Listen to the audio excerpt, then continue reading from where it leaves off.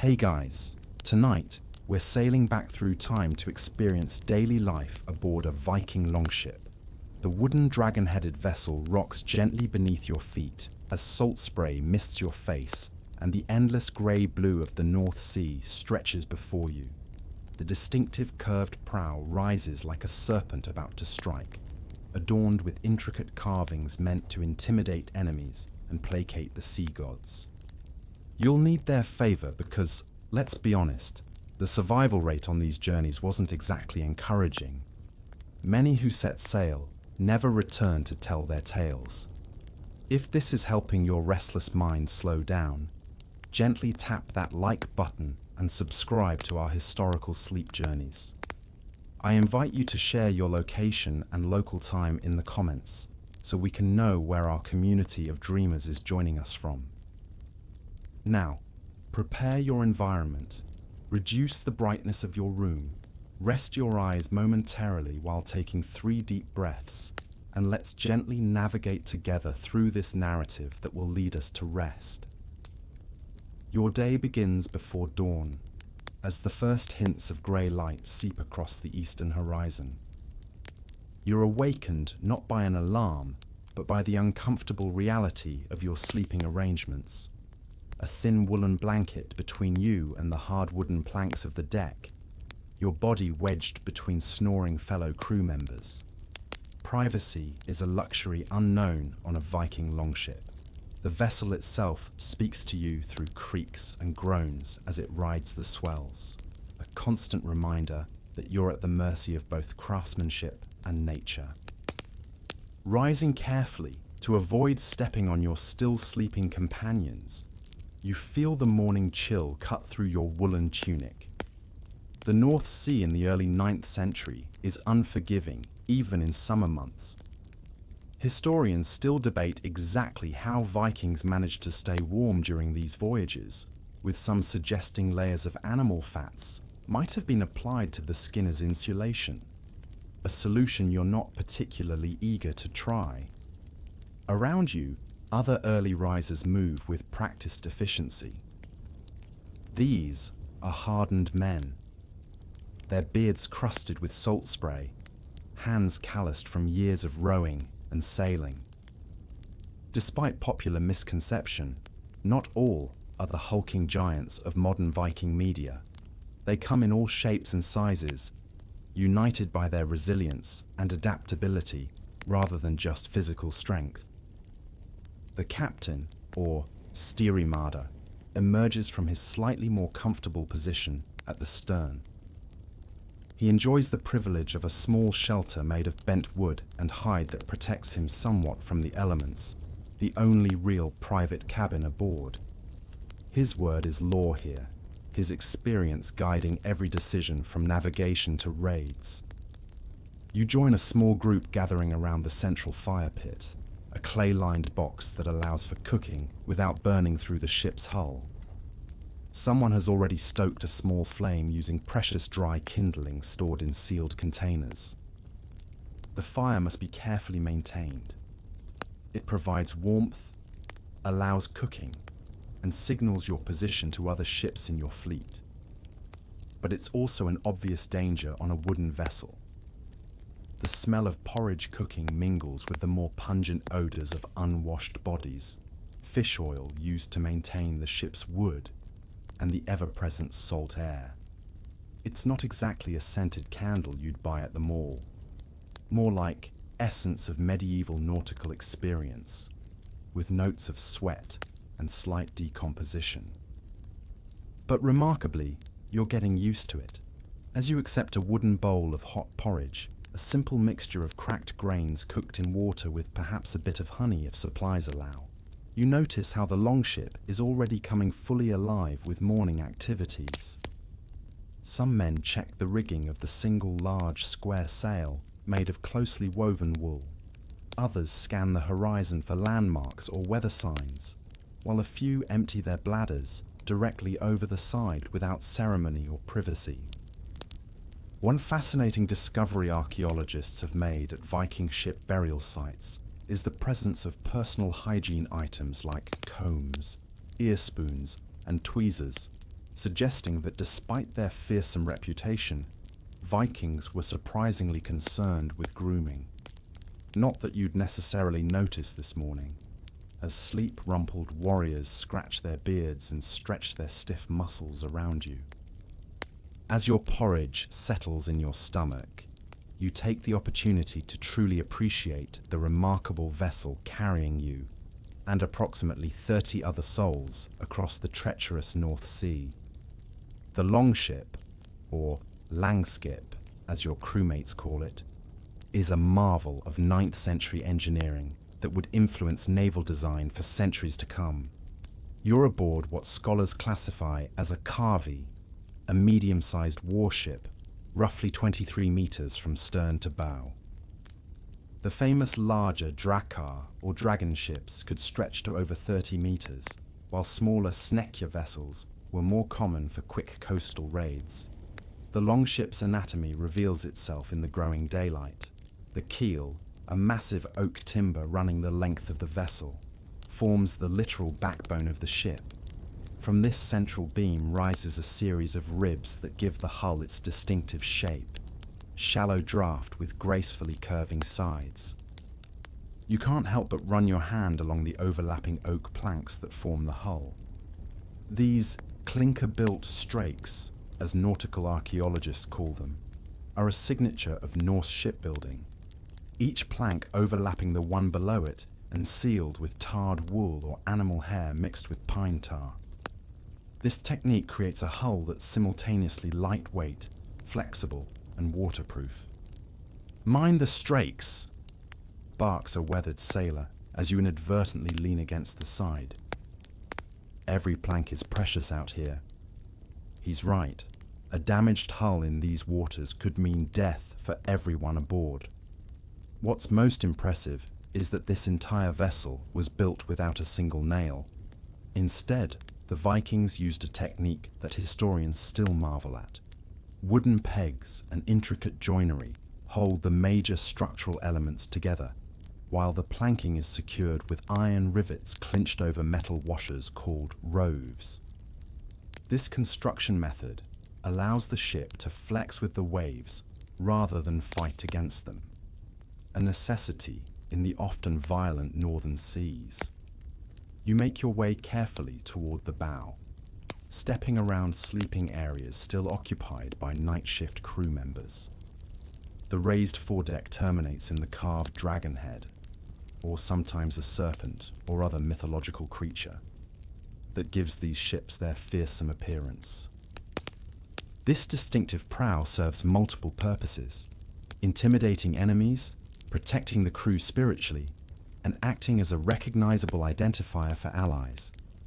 Archaeological evidence suggests these ornate carvings were often removable, possibly taken down when approaching friendly settlements to signal peaceful intentions, though historians still debate whether this was standard practice or merely occasional. The ship's surprisingly shallow draft, it needs less than a meter of water to float when fully loaded, allows it to navigate not just open seas but also shallow rivers and beaches. This versatility transformed the Viking raiders from coastal menaces to threats capable of penetrating deep inland along Europe's river systems. You can literally feel this shallow draft in how responsive the ship is to even minor waves, a constant reminder that you're never quite on solid ground. Amidships. You observe the heart of the vessel's propulsion system when winds aren't favorable. The rowing stations. 28 oars in total, 14 per side, each pulled by a single warrior sailor when needed. The oar ports, roughly cut holes in the upper strakes, can be closed with wooden covers when sailing to prevent water from splashing in. The oars themselves are masterpieces of functional design, lightweight yet durable, balanced for hours of rowing without exhausting the crew unnecessarily.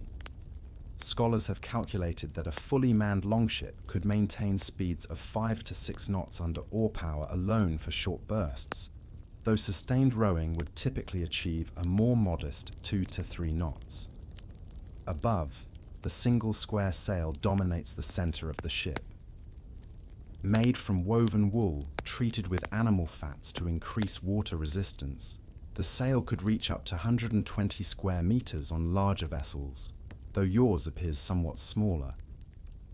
When the wind is favorable, this sail transforms the labor-intensive rowing vessel into a swift sailing ship capable of covering impressive distances, perhaps 200 kilometers in a day under ideal conditions, though 50-100 kilometers would be more typical.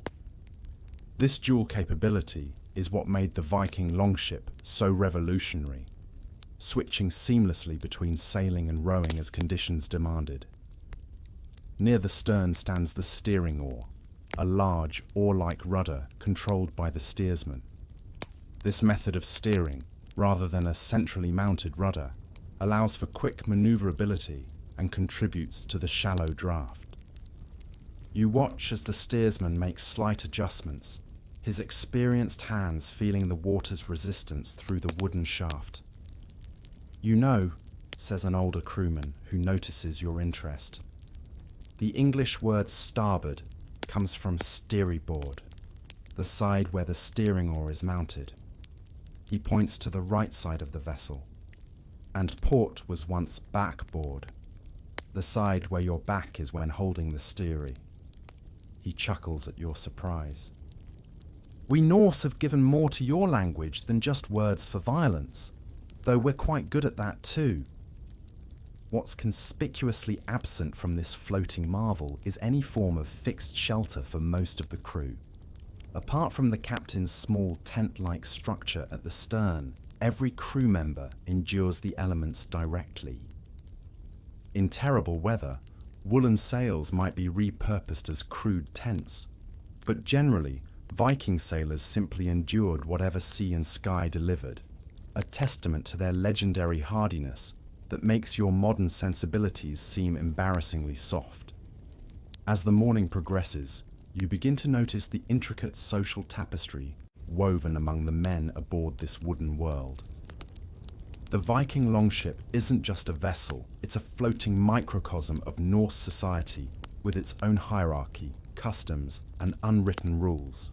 Understanding your place within this structure could mean the difference between thriving and merely surviving, or worse. At the pinnacle of this maritime hierarchy stands the ship's captain, the styrmaster, steering man, who you've already observed emerging from his privileged position at the stern. He's not necessarily the most physically imposing man aboard, though today's captain certainly sports an impressive beard adorned with intricate beads, but rather the one with the most experience and reputation. Historical sources suggest these captains often owned the ships they commanded, representing a significant investment of wealth and prestige. "The captain has sailed these waters since before you were born," whispers a crew member named Hakon, who's taken a somewhat pitying interest in your obvious inexperience. They say he can smell land before birds can see it. This reputation for almost supernatural navigational skills isn't uncommon among longship captains, whose expertise was quite literally a matter of life and death for everyone aboard. Just below the captain in importance are several key positions that form what might be considered the ship's officers. The staffenboy, or stem defender, is responsible for leading boarding parties during raids and defending the ship if attacked. He's easily identifiable by his position at the bow and his slightly better quality armor. The look he gives you as you accidentally cross his designated space makes it clear that status means something even on these cramped quarters. Then there's the helmsman, who works closely with the captain to maintain course. Unlike modern ships where the captain typically steers, Viking vessels separated these roles, the captain giving orders while the helmsman executed them through physical control of the steering oar. It's a position of honor requiring immense upper body strength and endurance. "Don't mistake us for a warband only," Hakon continues, noting your observation of these officers. "We're a community, more like a family farm that floats and occasionally raids monasteries.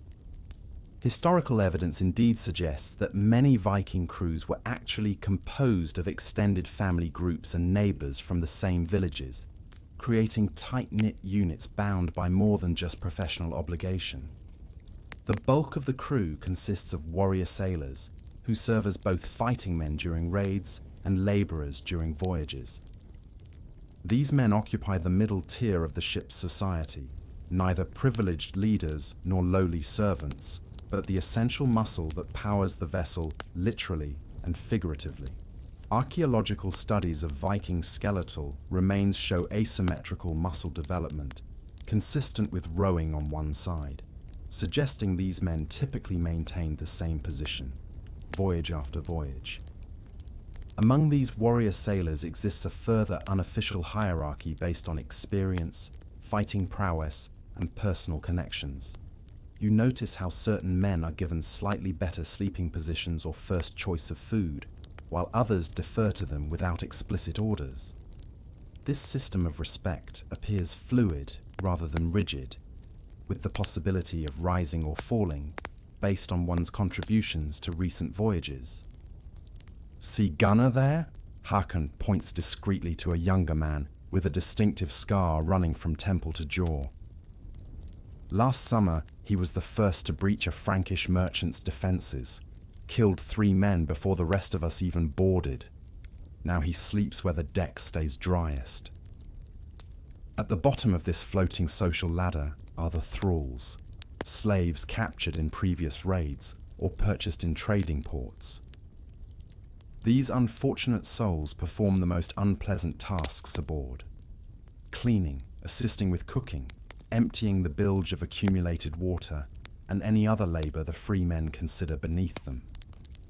Historians still argue about the exact role and treatment of thralls on Viking expeditions, with some evidence suggesting they occasionally fought alongside their masters during raids, perhaps earning a path to eventual freedom. You inadvertently make eye contact with one of these thralls, a young man with dark features suggesting Southern European origin. His gaze drops immediately, but not before you glimpse a complex mixture of resignation and resentment. His presence is a stark reminder that the romantic modern image of Vikings often glosses over the brutal realities of their society. What's particularly interesting is how this hierarchical system remains somewhat flexible compared to other contemporary cultures. Historical records and archaeological evidence suggest that exceptional thralls could eventually gain freedom, particularly valued for specialized skills like blacksmithing or woodworking. Similarly, free men of humble birth could rise to positions of influence through demonstrated courage and loyalty. This relative social mobility, while still severely limited by modern standards, formed one of the more progressive aspects of Viking society.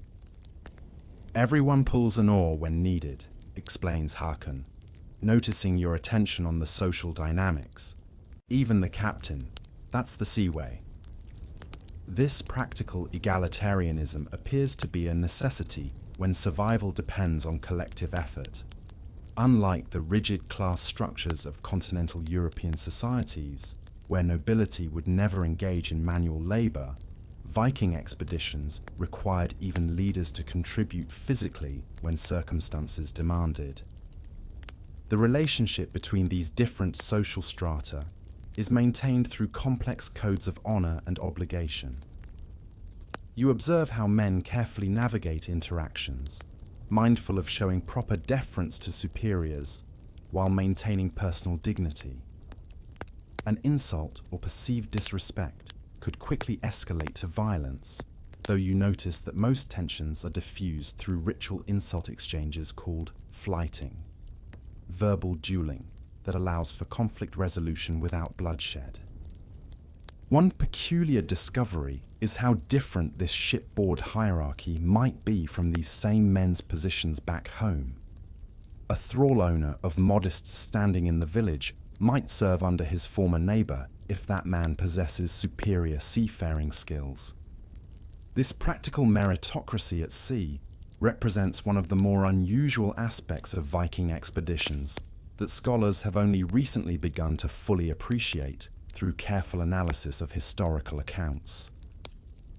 Remember, Harkin concludes with a wry smile, we're all equal when the sea decides to swallow us, though some of us might get slightly better funerals afterward. The morning sun climbs higher, and your stomach growls with unmistakable hunger.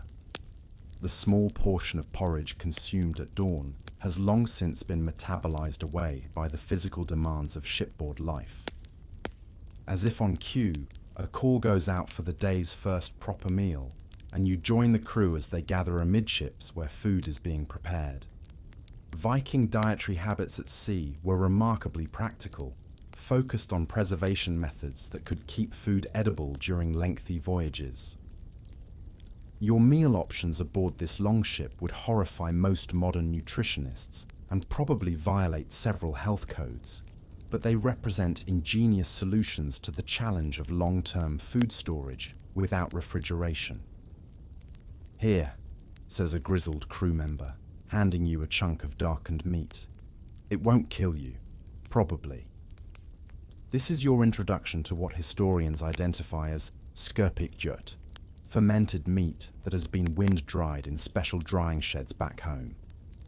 The preservation process involves hanging meat, usually lamb or mutton, in open-air sheds where the cool, salty breeze naturally dehydrates and ferments it over several months. The result is intensely flavored, with an aroma that can best be described as challenging to uninitiated nostrils. Alongside this fermented meat comes a portion of stockfish, air-dried cod that has been split and preserved without salt. The resulting product resembles a fish-shaped wooden plank and seems about as edible. Archaeological evidence from Viking settlements consistently reveals stockfish as a staple of the Norse diet, particularly for sea voyages. To make it palatable, you observe crew members pounding portions against the deck to soften the fibers before tearing off strips with their teeth. "Build strong jaws," jokes one sailor, noticing your struggle with the leathery fish. "Good for biting through Frankish armor." This gets appreciative laughs from nearby crew members, who seem to take perverse pride in the toughness of their food, matching their self-image as hardened warriors. The centerpiece of the meal, however, is a thick stew bubbling in an iron pot secured over the clay-lined fire pit. This hodgepodge contains whatever ingredients are currently available. Today, it seems to feature barley, dried peas, bits of stockfish, and some unidentifiable root vegetables preserved in brine. A fascinating aspect of Viking shipboard cooking that mainstream history often overlooks is their use of seawater for cooking when freshwater supplies ran low, the natural salt content eliminating the need for additional seasoning. For drinking, you're offered two options: water from wooden barrels, increasingly stale as the voyage progresses, or shipboard ale, a weak beer that serves both as beverage and liquid calorie source. Contrary to the popular image of Vikings constantly guzzling mead or strong ale, the everyday shipboard drink was often this lower alcohol variant that provided hydration without severe intoxication. Scholars still debate the exact alcohol content, but most agree it was likely between 2 to 3% ABV, enough to kill harmful bacteria in the water while keeping the crew functional. "The real drinking happens when we make landfall," explains Hakon, noticing your curiosity about the modest alcohol provision. "A drunk sailor is a drowned sailor, but a sober sailor is an unhappy one, so we compromise." As you consume this peculiar meal, you note the custom of passing a single drinking horn around, rather than each man having his own cup. This communal drinking practice serves both practical purposes, fewer vessels to store, and social ones, reinforcing group bonds. Historical evidence suggests these horns were often elaborately decorated for mead halls back home, though shipboard versions tend to be plainer and more functional. The meal's unusual centerpiece arrives when the captain emerges with several small barrels of a dark, gelatinous substance. "Mysinger," Haken whispers, seeing your confused expression. "Whale blubber preserved in whey, full of energy for rowing." This remarkable preservation technique, fermenting fat in sour whey, creates a calorie-dense food that can remain edible for months without refrigeration. Not the most appealing breakfast by modern standards, but ingeniously effective for long sea voyages. What's notably missing from your meal is any fresh fruit or vegetables, a dietary deficiency that caused significant health problems on longer voyages. Historical and archaeological evidence points to widespread dental issues and probable scurvy among Vikings on extended expeditions. Some clever captains attempted to mitigate this by bringing onboard barrels of sauerkraut-like fermented cabbage, though you see no evidence of such foresight on your current vessel. The quirky fringe of Viking food history reveals itself when another sailor passes you a small piece of dark, hard bread embedded with something that crunches unpleasantly between your teeth. "Black bread," he explains with a mischievous grin. "Good for the gut." Later investigation reveals the crunchy bits are likely pounded fish bones added to the dough as a calcium supplement, an early form of nutritional fortification that developed through observation rather than scientific understanding. The entire meal is consumed with remarkable efficiency. No plates, minimal utensils, mostly personal eating knives each man carries, and almost no waste. What little remains uneaten goes overboard for the seabirds that follow the ship, creating a symbiotic relationship where birds receive food while providing navigational clues to sailors watching their behavior. In Harold Fairhair's fleet, boasts an older sailor between mouthfuls. They feast on freshly caught fish every day and drink imported wine from southern lands. This prompts immediate scoffing from his crewmates, who dismiss such luxury as impractical fabrication. Historians continue to debate the exact provisions aboard different types of Viking expeditions, with archaeological evidence suggesting considerable variation between raiding parties, trading expeditions, and colonization voyages. As the meal concludes, you observe the captain taking slightly better portions than the average crew, but still eating essentially the same food. Another example of the practical egalitarianism necessitated by seafaring life. The only real food privilege you notice is that higher status crew members eat first, ensuring they get the choice bits before supplies potentially run low later in the voyage. "Meal's done when the horn is dry," announces the captain, draining the last communal drinking vessel and signaling an end to the brief respite. Back to stations. With remarkable discipline, the men immediately disperse to their duties, some to rowing positions as the wind has temporarily died, others to navigation or maintenance tasks. The brutal efficiency of shipboard life waits for no one, and neither does hunger if you're too slow claiming your share. With the morning meal settled in your stomach, you find yourself drawn to the stern, where the captain and his most trusted crew members consult on the day's navigation. In an age centuries before GPS, radar, or even reliable maps, the methods by which Vikings navigated the treacherous northern seas remain one of history's most impressive achievements. Standing beside these seasoned mariners, you begin to appreciate the sophisticated knowledge system that guided their wooden vessels across seemingly featureless waters. "The sun climbs from Aegir's eastern hall," murmurs the captain, referring to the Norse sea god as he studies the morning sky. His weathered hand points to the sun's position, using it as the most basic yet reliable navigational tool. Mainstream historical accounts confirm that Vikings primarily relied on celestial navigation, using the sun's position to maintain a rough east-west orientation. During summer voyages to places like Iceland or Greenland, they would follow the sun's path, knowing that sailing west meant keeping the morning sun behind and the evening sun ahead. What makes this solar navigation particularly remarkable is that Vikings sailed in northern latitudes where the sun behaves quite differently than in more southern regions.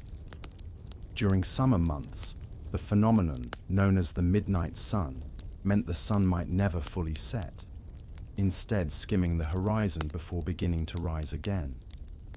Historians believe Vikings used a sun shadow board, a wooden disc with a central gnomon, pointer, to determine the sun's height and approximate their latitude. Archaeological evidence for these devices remains scant, however, leading to ongoing scholarly debate about their exact design and usage. "Pass me the Solarstein," the navigator requests, and an assistant produces what appears to be a translucent, yellowish crystal. This is your introduction to what might be the most fascinating fringe element of Viking navigation, the legendary sunstone. This crystal, likely a form of Iceland's spar, calcite, possesses natural polarizing properties that can reveal the sun's position even through cloud cover or during twilight. By rotating the crystal and observing where it transmits or blocks polarized light, skilled navigators could determine the direction of the hidden sun.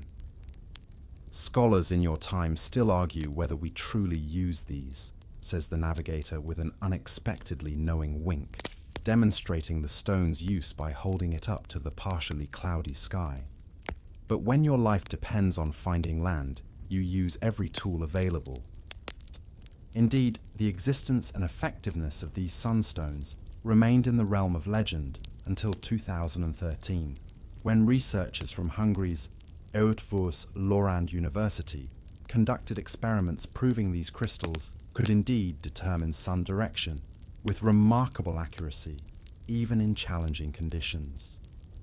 When neither sun nor stars are visible, you observe the crew turning to other natural signals. Birds become crucial navigational aids. Certain species like ravens were reportedly carried aboard specifically for finding land. When released after days at sea, land-oriented birds would fly toward the nearest shore, effectively pointing the way. Meanwhile, the behavior of resident seabirds offers clues about nearby land masses, fish shoals, or approaching storms. "See how the gulls circle?" points out an experienced sailor. "They sense a school of fish, but their flight pattern tells us something else. Land lies beyond the horizon in that direction. They're making daily journeys between feeding and nesting grounds. The ocean itself provides a readable text to these skilled seafarers. You watch in amazement as they interpret subtle changes in watercolor, wave patterns, and even smell to gauge proximity to land. Near coastal areas, floating debris, different water temperatures, or distinctive cloud formations forming over islands all serve as valuable indicators.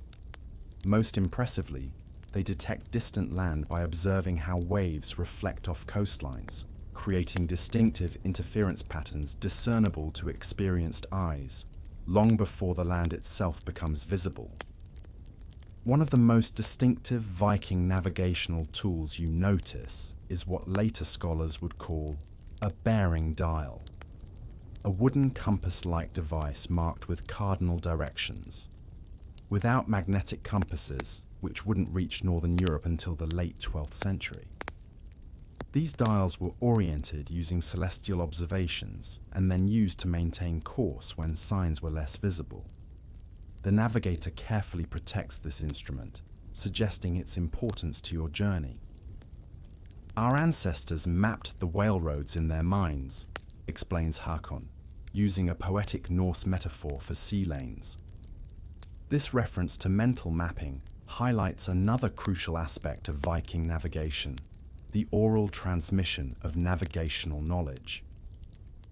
Direction finding between known locations relied heavily on memorized sailing instructions passed from experienced sailors to novices. These instructions included sequences of landmarks, estimated sailing times between points, and descriptions of coastal features. essentially verbal charts maintained through generations of voyages. What truly distinguishes Viking navigation from other contemporary seafaring cultures is their mastery of open ocean travel in northern latitudes, where conditions are particularly challenging. While Mediterranean sailors could typically navigate by hopping between visible coastlines, Norse expeditions to Iceland, Greenland, and possibly North America required crossing vast stretches of open ocean without visual references. The fact that they established settlements on those distant shores proves the effectiveness of their methods, despite what modern observers might consider primitive technology. As clouds temporarily obscure the sun, the navigator produces another specialized tool, what appears to be a wooden half-wheel with a handle. This is a bearing sundial, used to maintain course when direct sun observation becomes difficult. By aligning the device with the last known sun position and using it as a reference point, the crew can continue on their established heading until better observations become possible. The captain's navigational deliberations conclude with a confident course adjustment, communicated to the helmsman, who adjusts the steering oar accordingly. The entire process has unfolded without a single written chart, magnetic compass, or electronic aid, yet with a precision that would safely carry this wooden vessel across hundreds of miles of open water. "We supplement navigation with luck and the gods' favor," adds a sailor with a knowing smile, revealing a small Thor's hammer amulet hanging from his neck. "Those skilled hands on the steering oar help the gods help us." This blend of practical knowledge and spiritual assurance characterized the Viking worldview, where natural observation and supernatural belief existed not in conflict, but in complement. As the morning advances, you note how frequently the navigator makes slight course adjustments based on continuous observation. Unlike modern navigation, where a course might be set and followed precisely for hours, Viking navigation required constant reassessment as conditions changed. This adaptability, this dialogue between sailors and environment, represents perhaps the most sophisticated aspect of their navigational system. "Landfinding isn't just about reaching shores," concludes the navigator as he tucks away his sunstone. "It's about reading the world's great story written in wind, wave, and wing." This poetic perspective reveals how Viking navigation transcended mere technique to become a comprehensive environmental literacy, a relationship with nature that modern technology has largely rendered unnecessary, but no less impressive in historical context.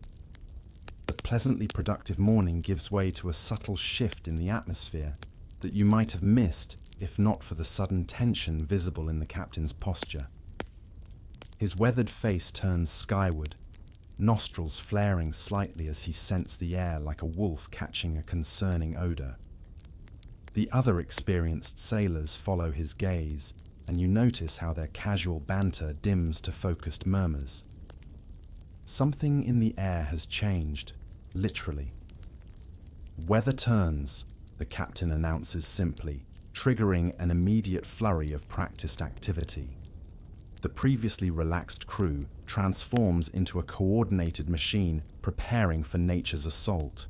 You're witnessing firsthand one of the greatest challenges of Viking maritime life, confronting the notoriously unpredictable and often violent weather patterns of the North Atlantic and North Sea.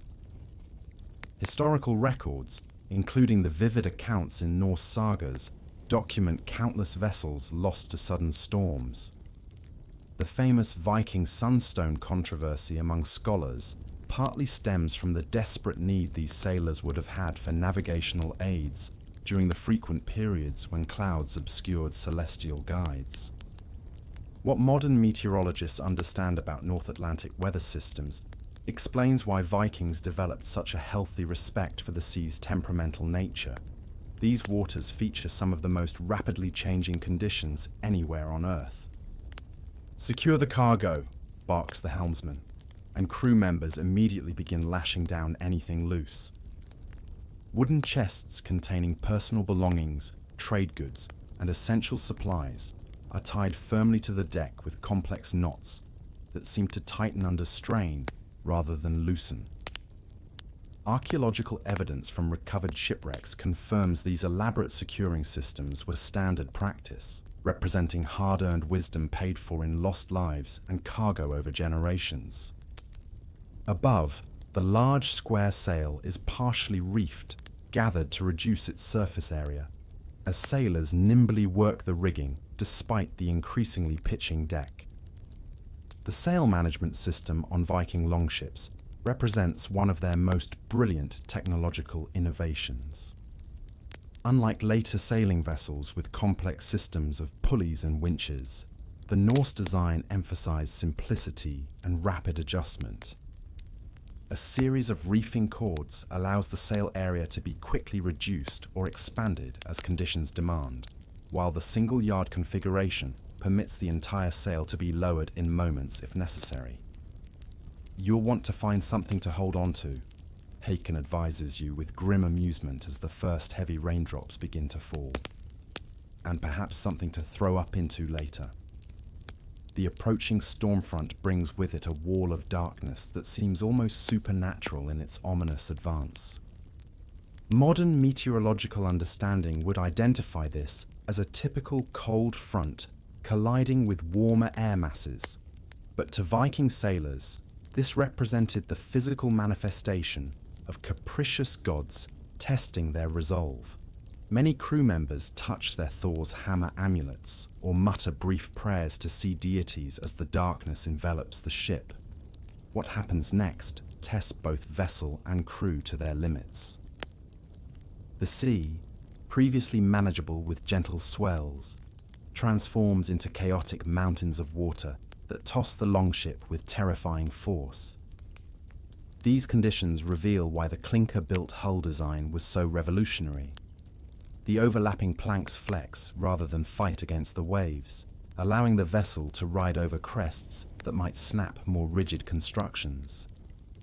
You can literally feel the wooden ship moving like a living organism beneath your feet, twisting and yielding rather than resisting. "Bail!" comes the shouted command as water begins sloshing across the deck. The ship's low freeboard, the distance between waterline and deck, makes boarding waves a constant danger. Crew members grab wooden buckets and begin the exhausting work of throwing water back into the sea, a never-ending battle during storms. Historical accounts describe Viking sailors sometimes bailing continuously for days during particularly severe weather, working in shifts to prevent exhaustion. Around you, faces show grim determination rather than panic. These men have endured such conditions before. Those who panicked in their first storms didn't survive to become experienced sailors. One particularly massive wave crashes over the bow, momentarily submerging the fearsome dragon carving and drenching everyone forward of midships. A junior crew member loses his footing and slides alarming toward the gunwale before being roughly grabbed by a more experienced sailor who secures him with a one-handed grip while continuing to bail with the other. "The gods aren't finished testing us today," mutters the captain as lightning splits the darkened sky, briefly illuminating a scene that could have been painted by a medieval artist depicting maritime hell. The thunder follows almost instantly, far too close for comfort. Being essentially a floating lightning rod in the middle of open water represents one of the most terrifying aspects of seafaring in wooden vessels, and you understand why Thor, god of thunder, featured so prominently in sailors' prayers. Historians still debate how Viking ships fared in extreme weather compared to other contemporary vessels. Their shallow draft made them susceptible to being blown sideways by strong winds, a dangerous situation called being taken aback in nautical terminology. However, archaeological examination of surviving vessels suggests clever design elements specifically intended to mitigate this risk, including subtle asymmetries in the hull that helped the ship naturally turn into the wind rather than being blown broadside. Just when the storm seems at its worst, everything goes eerily still. The rain continues, but the wind mysteriously vanishes, and the waves, while still large, become oddly regular. You've entered the storm's eye, a phenomenon that must have seemed supernatural to early seafarers lacking modern meteorological understanding. This brief respite allows for rapid repairs, adjustment of the sail, and a moment to check for injuries among the crew. The calm deceives, warns the captain, refusing to relax his vigilant posture. Prepare for the second assault. Sure enough, after perhaps 15 minutes of relative tranquility, the wind returns with even greater fury, now from a completely different direction. This wind shift represents one of the most dangerous moments in navigating northern storms, as it creates chaotic cross seas, where waves collide from multiple directions, sometimes forming devastating rogue waves that rise unexpectedly to heights capable of swamping even well-managed vessels.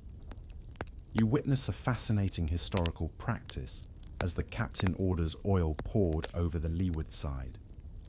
This ancient technique, documented by seafarers across many cultures, temporarily calms the water's surface by creating a thin slick that suppresses wave formation. With precious olive oil carried specifically for this purpose, the crew creates a marginally safer zone beside the ship, buying crucial moments to adjust to the new wind direction. As the storm gradually subsides hours later, leaving everyone exhausted and soaked to the skin, you gain new appreciation for the psychological resilience required for Viking maritime life. The ever-present possibility of sudden storms demanded a particular mindset, one that accepted nature's ultimate authority while maintaining the determination to survive its worst challenges. "Not so bad," declares a veteran sailor, wringing water from his beard as the clouds finally break to reveal stars emerging in the evening sky. "Lost my best drinking horn, but kept all our heads attached. Fair trade with the sea."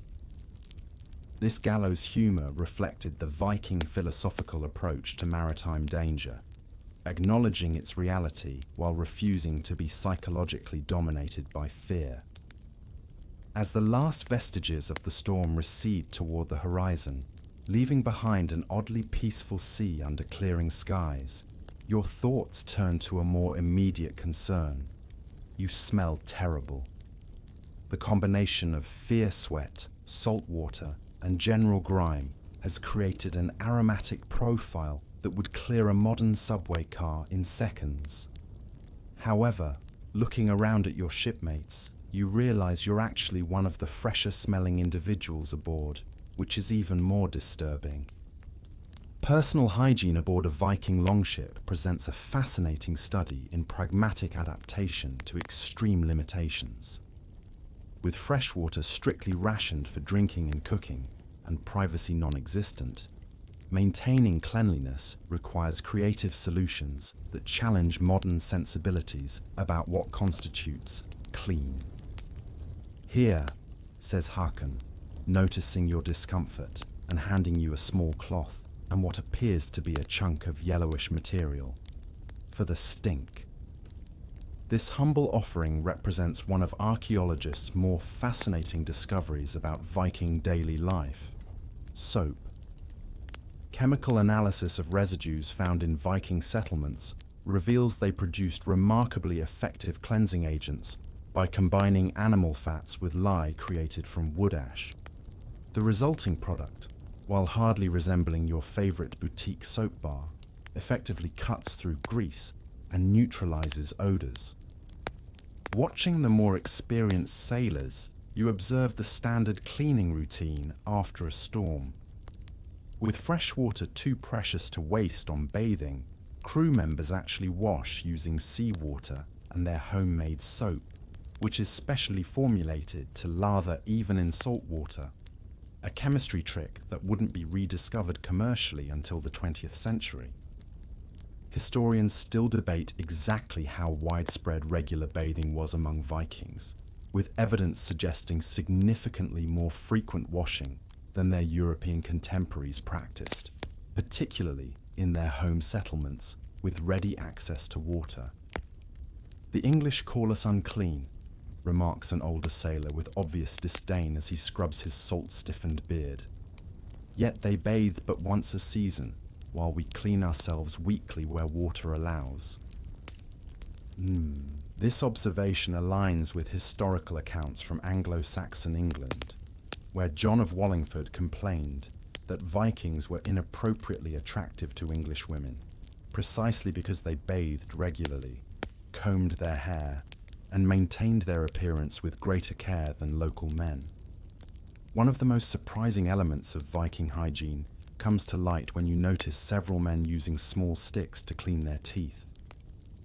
Archaeological findings consistently reveal that Vikings used primitive toothpicks and even early forms of toothbrushes made from frayed twigs. Analysis of Viking skeletal remains typically shows better dental health than other contemporary European populations, though still far from modern standards. The Norse diet, with less refined sugar and more abrasive foods, naturally reduced some dental issues, though extreme tooth wear from grit in food remained common. Privacy for bodily functions simply doesn't exist aboard the Longship. The crew uses the gunwale, the upper edge of the ship's side, as a toilet, always on the downwind side to avoid unfortunate splashback. For solid waste, a designated bucket might be used and emptied overboard. This system, while crude by modern standards, was actually more hygienic than facilities in many medieval European castles, where waste often accumulated in corners or was thrown from windows. In Miklagard boasts a well-travelled warrior using the Norse name for Constantinople.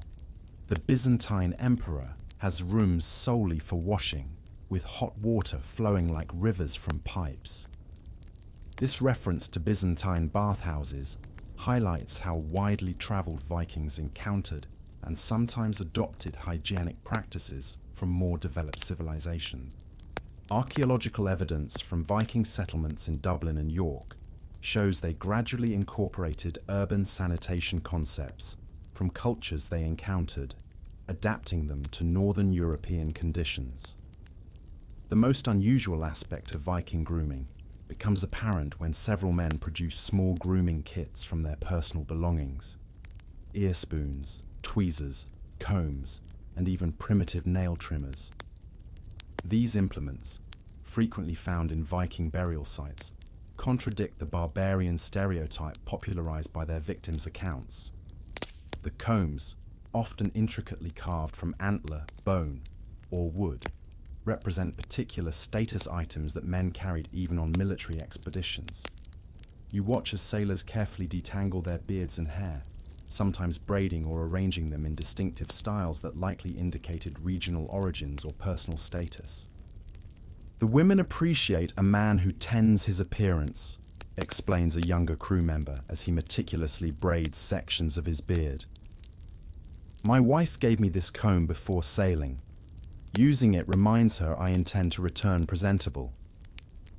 This touching sentiment reveals how personal grooming connected these seafarers to distant homes and families, a psychological comfort during long, dangerous voyages.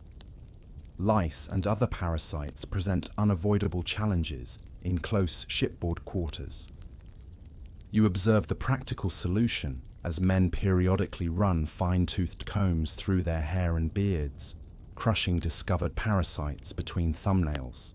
Archaeological evidence confirms these specialized delousing combs were standard equipment, with microscopic analysis of preserved examples still showing louse remains caught in the teeth after a millennium. Perhaps the most remarkable grooming implement appears when a high-status crew member produces a polished metal mirror, a luxury item likely obtained through trade with southern cultures. The ability to check one's appearance, particularly before making landfall where social impressions mattered, represented a significant advantage. Historical sources describe mirrors as prized possessions, often included in grave goods for important individuals. Water reflection served our grandfathers well enough, grumbles an older sailor, clearly viewing the mirror as an unnecessary extravagance.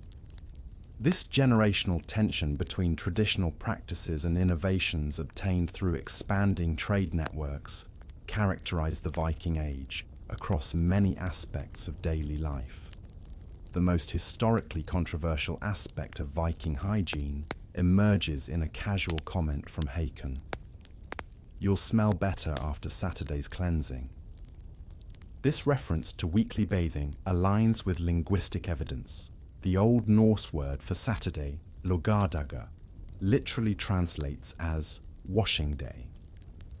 While complete immersion bathing would be impossible aboard ship, the weekly practice of more thorough cleaning, including washing hair and reordering clothes, provided a rhythm to maritime timekeeping and a psychological boost to crew morale.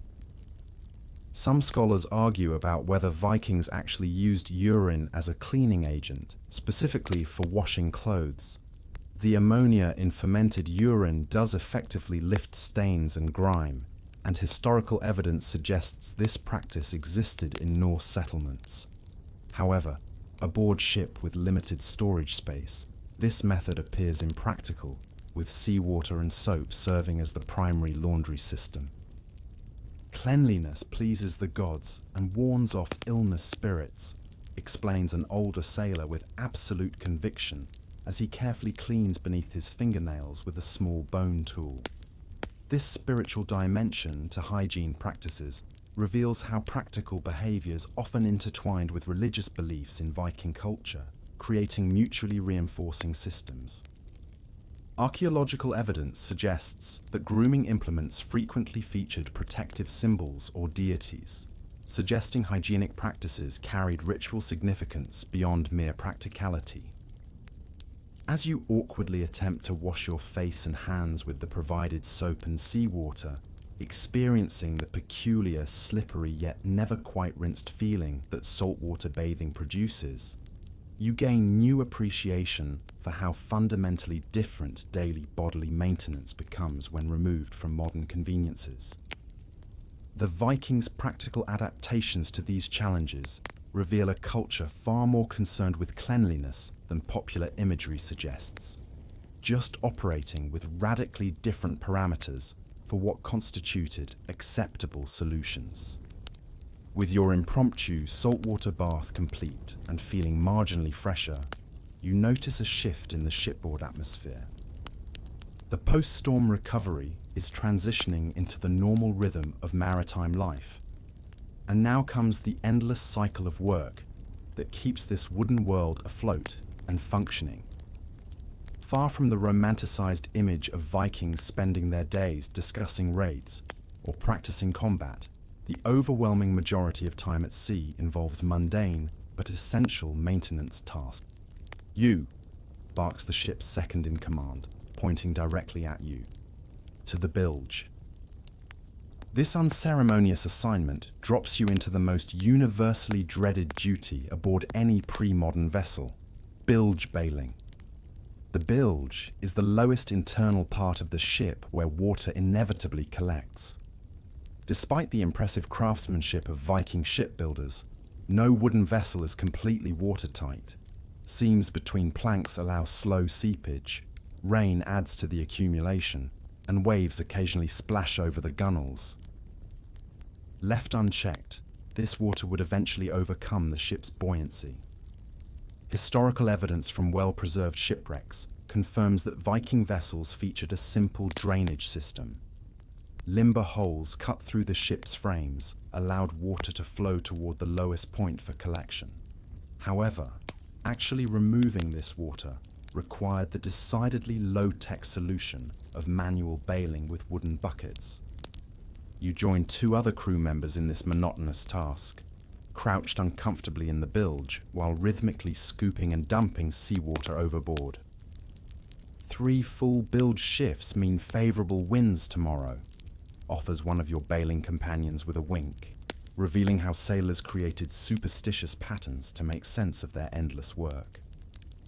While modern historians find no meteorological connection between bilge water and weather patterns, this type of maritime folk wisdom served important psychological functions, giving meaning to otherwise mind-numbing labor. After what feels like eternity, but is likely only 2 hours, you're relieved from bailing duty and assigned to the next task on the endless rotation, sail maintenance.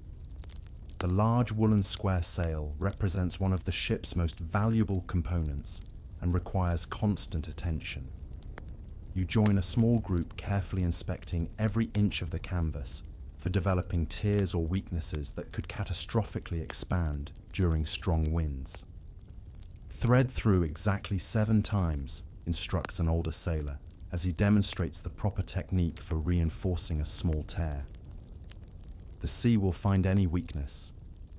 Archaeological examination of recovered sail fragments confirms these meticulous repair practices, with evidence of extensive patching and reinforcement.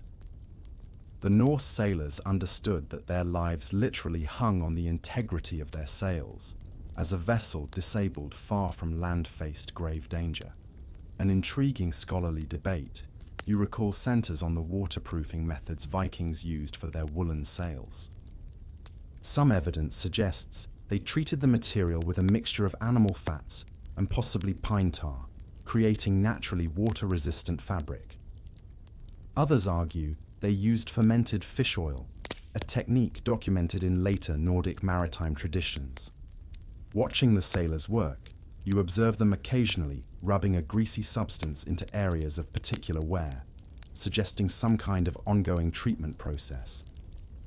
As afternoon progresses, duties rotate again, and you find yourself assigned to food preparation alongside the ship's cook, a grizzled man missing 2 fingers who clearly commands respect despite his non-combat role.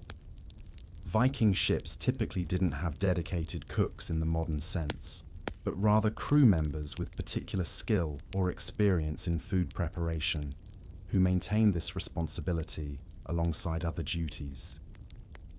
Slice thin to stretch further, he instructs, handing you dried meat that resembles leather more than food.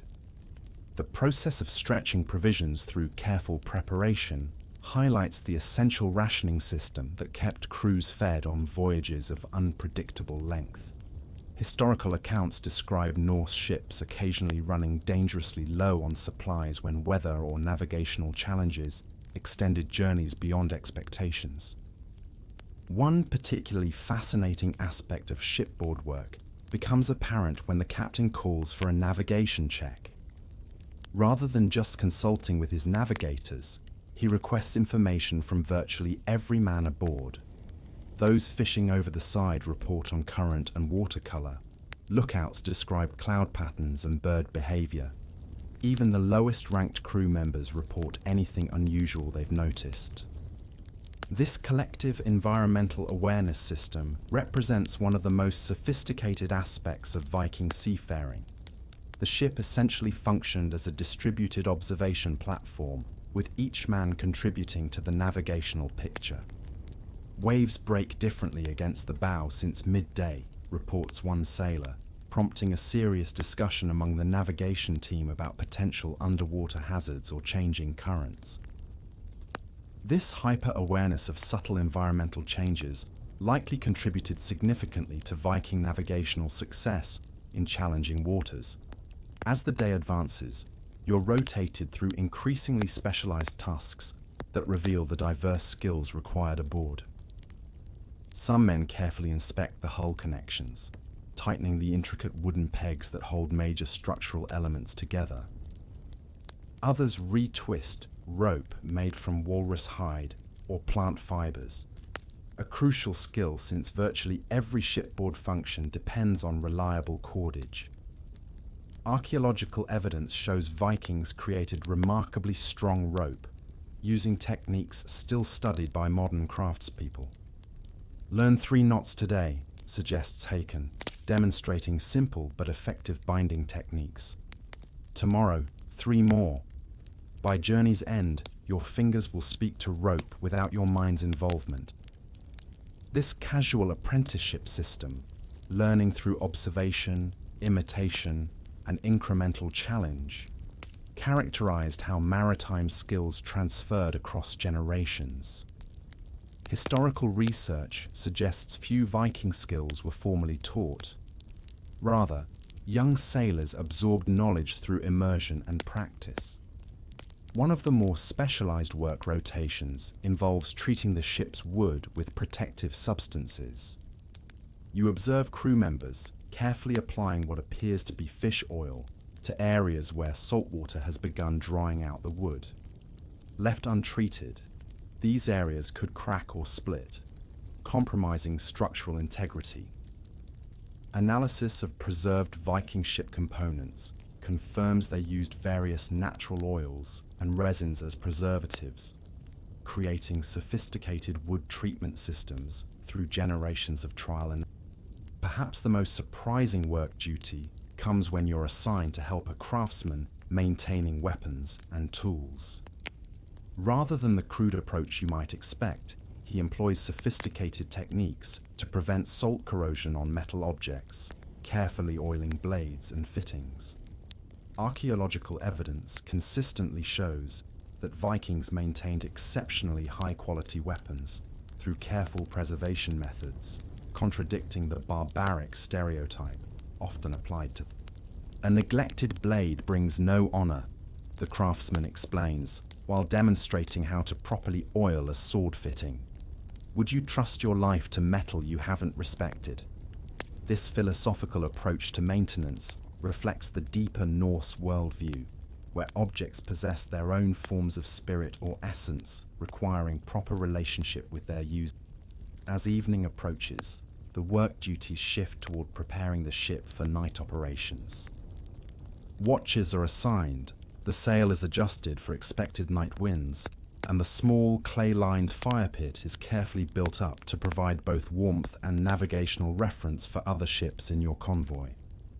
Historical accounts from Anglo-Saxon and Frankish sources describe Viking fleets maintaining visual contact through carefully managed signal fires, allowing coordinated movement even in darkness. The day's final work rotation involves preparing sleeping areas, a far more complex task than it might initially appear. Sleeping positions aboard Viking ships were strictly assigned based on status and function, with the most experienced sailors positioned where they could respond instantly to emergencies. Archaeological evidence from ship burials suggests specific areas were designated for sleeping, with personal possessions stored in standardized locations following maritime traditions. "We work more than we raid," admits Hakon as you finally settle into your assigned sleeping spot, muscles aching from the day's labor. The sagas remember the blood and treasure, but forget the blisters and splinters that fill our days. This observation highlights the historical reality that maintenance and seamanship occupied the vast majority of time aboard Viking vessels, with the celebrated raids and battles representing relatively rare punctuation points in the ongoing narrative of maritime survival. Dawn breaks with a different energy than previous mornings. There's a palpable tension in the air as men check their weapons with greater care than usual. Conversations become clipped and purposeful, and even the captain's demeanor shifts from calculated navigation to predatory assessment. You've been at sea long enough to recognize the signs. The Longship is preparing for what Vikings were infamous for throughout Europe: combat.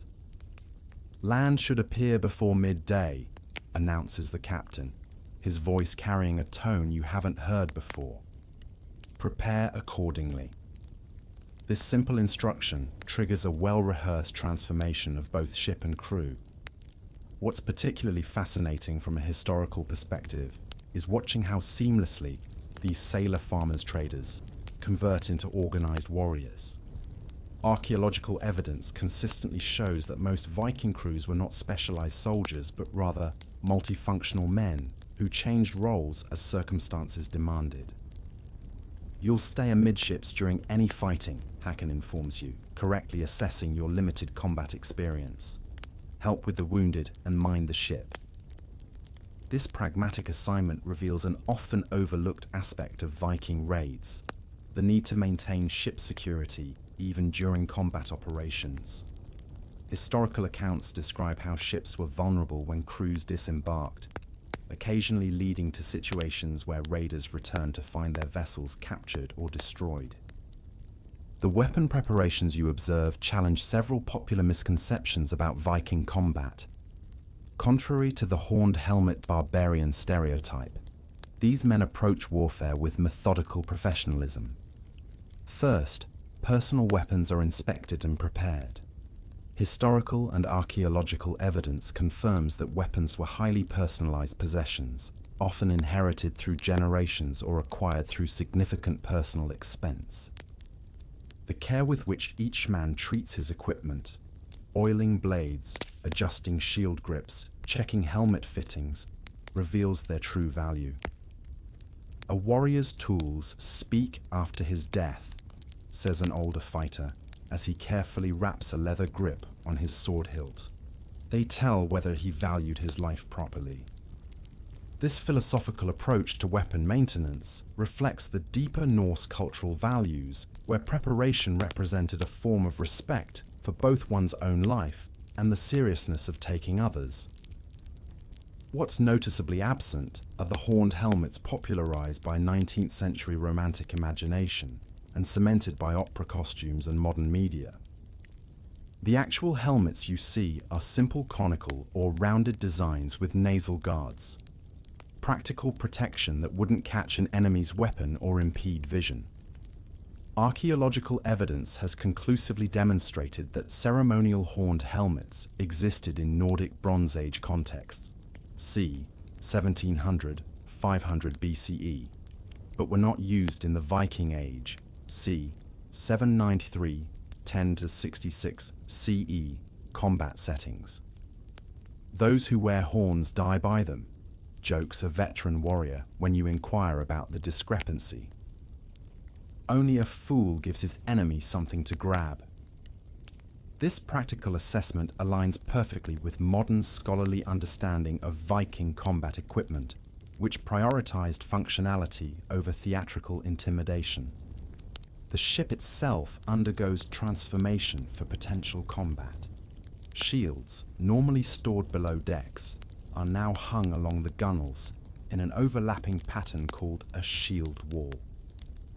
This arrangement served both practical purposes, providing additional protection from projectiles and waves, and psychological ones, creating an intimidating display visible from considerable distance. Archaeological evidence from shipwrecks and contemporary illustrations consistently shows this distinctive shield arrangement as standard practice during combat operations. 12 ravens on the night wind means glory in the morning battle, declares a superstitious younger crew member as he arranges his personal items for quick access. This reference to Norse divination beliefs highlights how warfare blended with spiritual practices. Historical accounts describe various pre-battle rituals, including sacrifices to gods like Odin and Thor, seeking favorable outcomes. Scholars still debate the extent to which these spiritual dimensions influence tactical decisions versus merely providing psychological comfort before danger. A fascinating scholarly debate plays out before your eyes as you observe the variety of weapons being prepared. While popular imagination often focuses on the dramatic two-handed Viking battle axes, the actual distribution of weapons among the crew reveals a more nuanced reality. Spears appear to be the most common primary weapon, aligning with archaeological evidence from burial sites where spears consistently outnumber swords or axes. Their longer reach provided obvious advantages in initial combat phases. What's particularly interesting is the prevalence of multi-purpose weapons that could serve both combat and utility functions. Many crew members carry skegurks, bearded axes, that functioned as effective carpentry tools when not splitting enemy shields. This practical dual functionality reflected the economic reality that most Viking crew members couldn't afford specialized equipment used only occasionally. "A sword-only man starves between battles," observes Haken, noticing your interest in the weapons. "True warriors' tools feed them in peace and defend them in combat." This pragmatic philosophy helps explain why Viking grave sites typically contain tools alongside weapons. The distinction between the categories was less rigid than in more specialized warrior cultures. The nature of shipboard preparations reveals much about anticipated combat tactics. Men arrange themselves in natural fighting groups, often based on familial or regional connections. Historical sources suggest Viking crews frequently included extended family units or men from the same villages who had trained together since youth. This organic organization allowed for intuitive coordination during the chaos of battle. One particularly interesting preparation involves specialized arrow types being distributed to the few dedicated archers aboard. Historical accounts describe Vikings using various specialized arrows, including armor-piercing bodkin points for armored opponents and crescent-shaped blood-grooved designs, believed to cause more severe wounds. Archaeological evidence confirms these specialized projectiles, though scholars still debate the actual effectiveness of different designs versus their psychological impact.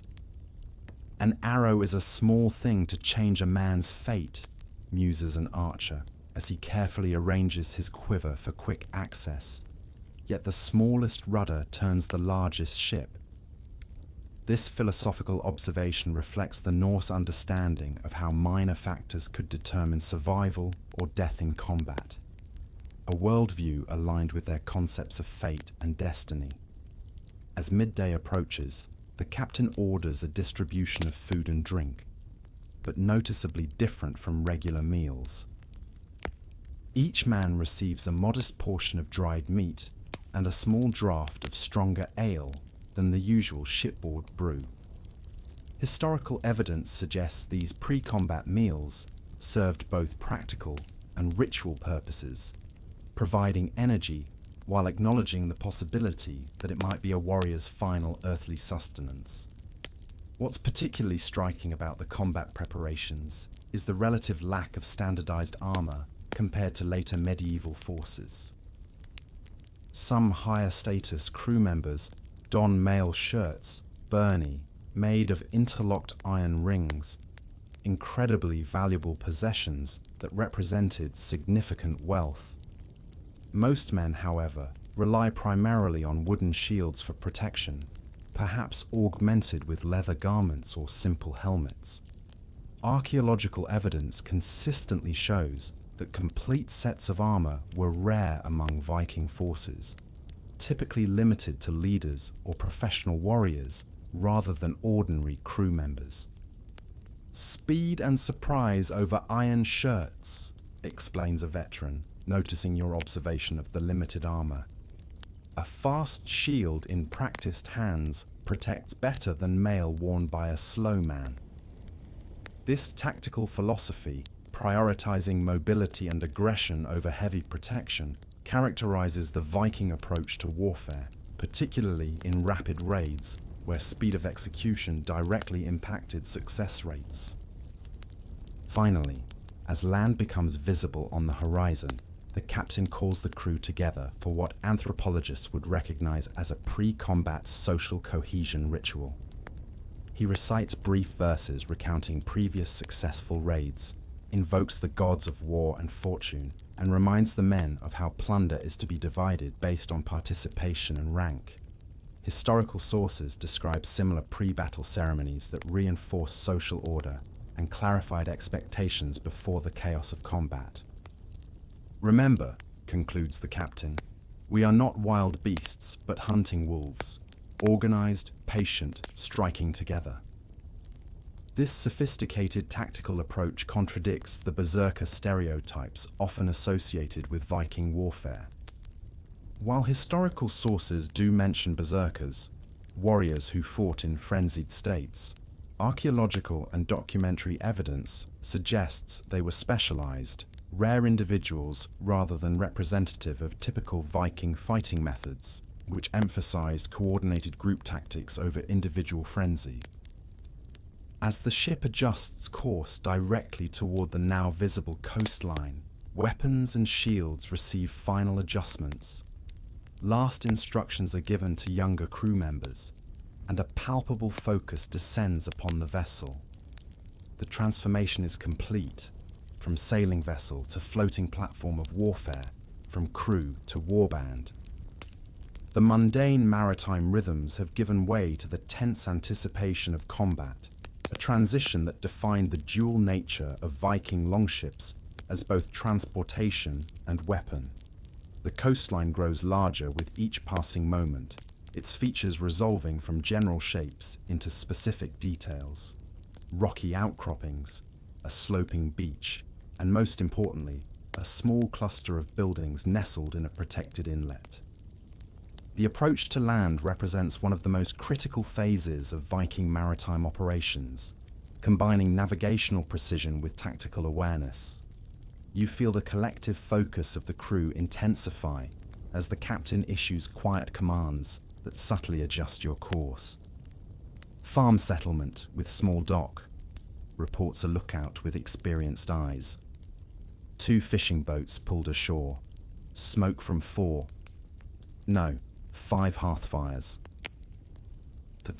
This detailed reconnaissance from significant distance demonstrates the exceptional observational skills developed by Viking raiders. Historical accounts from victims frequently mention the seemingly supernatural ability of Norse ships to appear without warning, suggesting highly developed coastal approach techniques. What happens next challenges popular conceptions of Viking raids as chaotic charges. Instead, the captain orders the ship to heave to just beyond sight of shore, maintaining position while scouts are dispatched in a small boat hidden aboard specifically for this purpose. Archaeological evidence confirms that larger Viking vessels often carried these smaller craft, forerunners of modern ships' boats, for reconnaissance and accessing shallow waters. Patience separates successful raiders from dead ones, Haken explains, as you wait for the scout's return.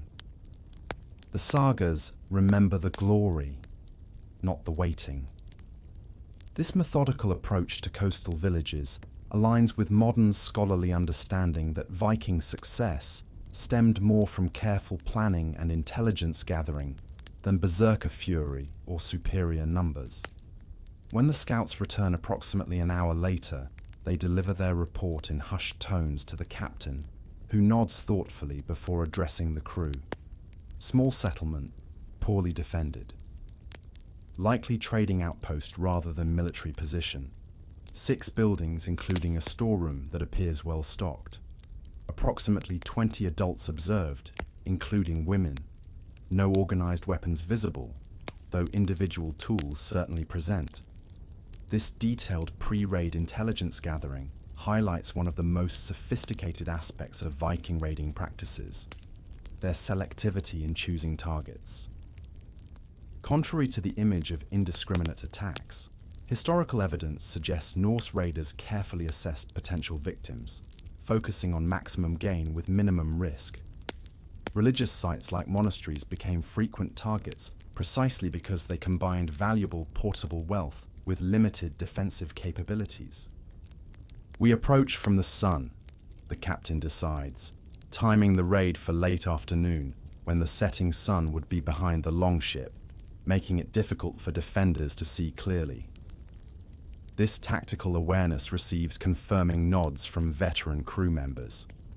Historical accounts from both Norse sagas and victim testimonies confirm these sophisticated approach strategies, explaining why even settlements with watchtowers often failed to provide adequate warning. The final approach to land demonstrates why Viking longships revolutionized medieval warfare. Unlike the deep draft vessels of other seafaring cultures that required harbors or piers, your ship slides directly onto the sloping beach with minimal delay.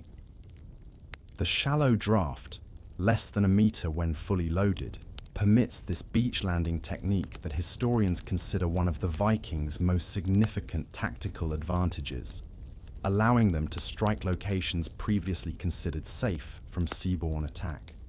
"Shields up! Form ranks!" commands the captain as the keel grates against sand. The previously discussed equipment preparations now manifest in coordinated action as warriors arrange themselves in specific formations.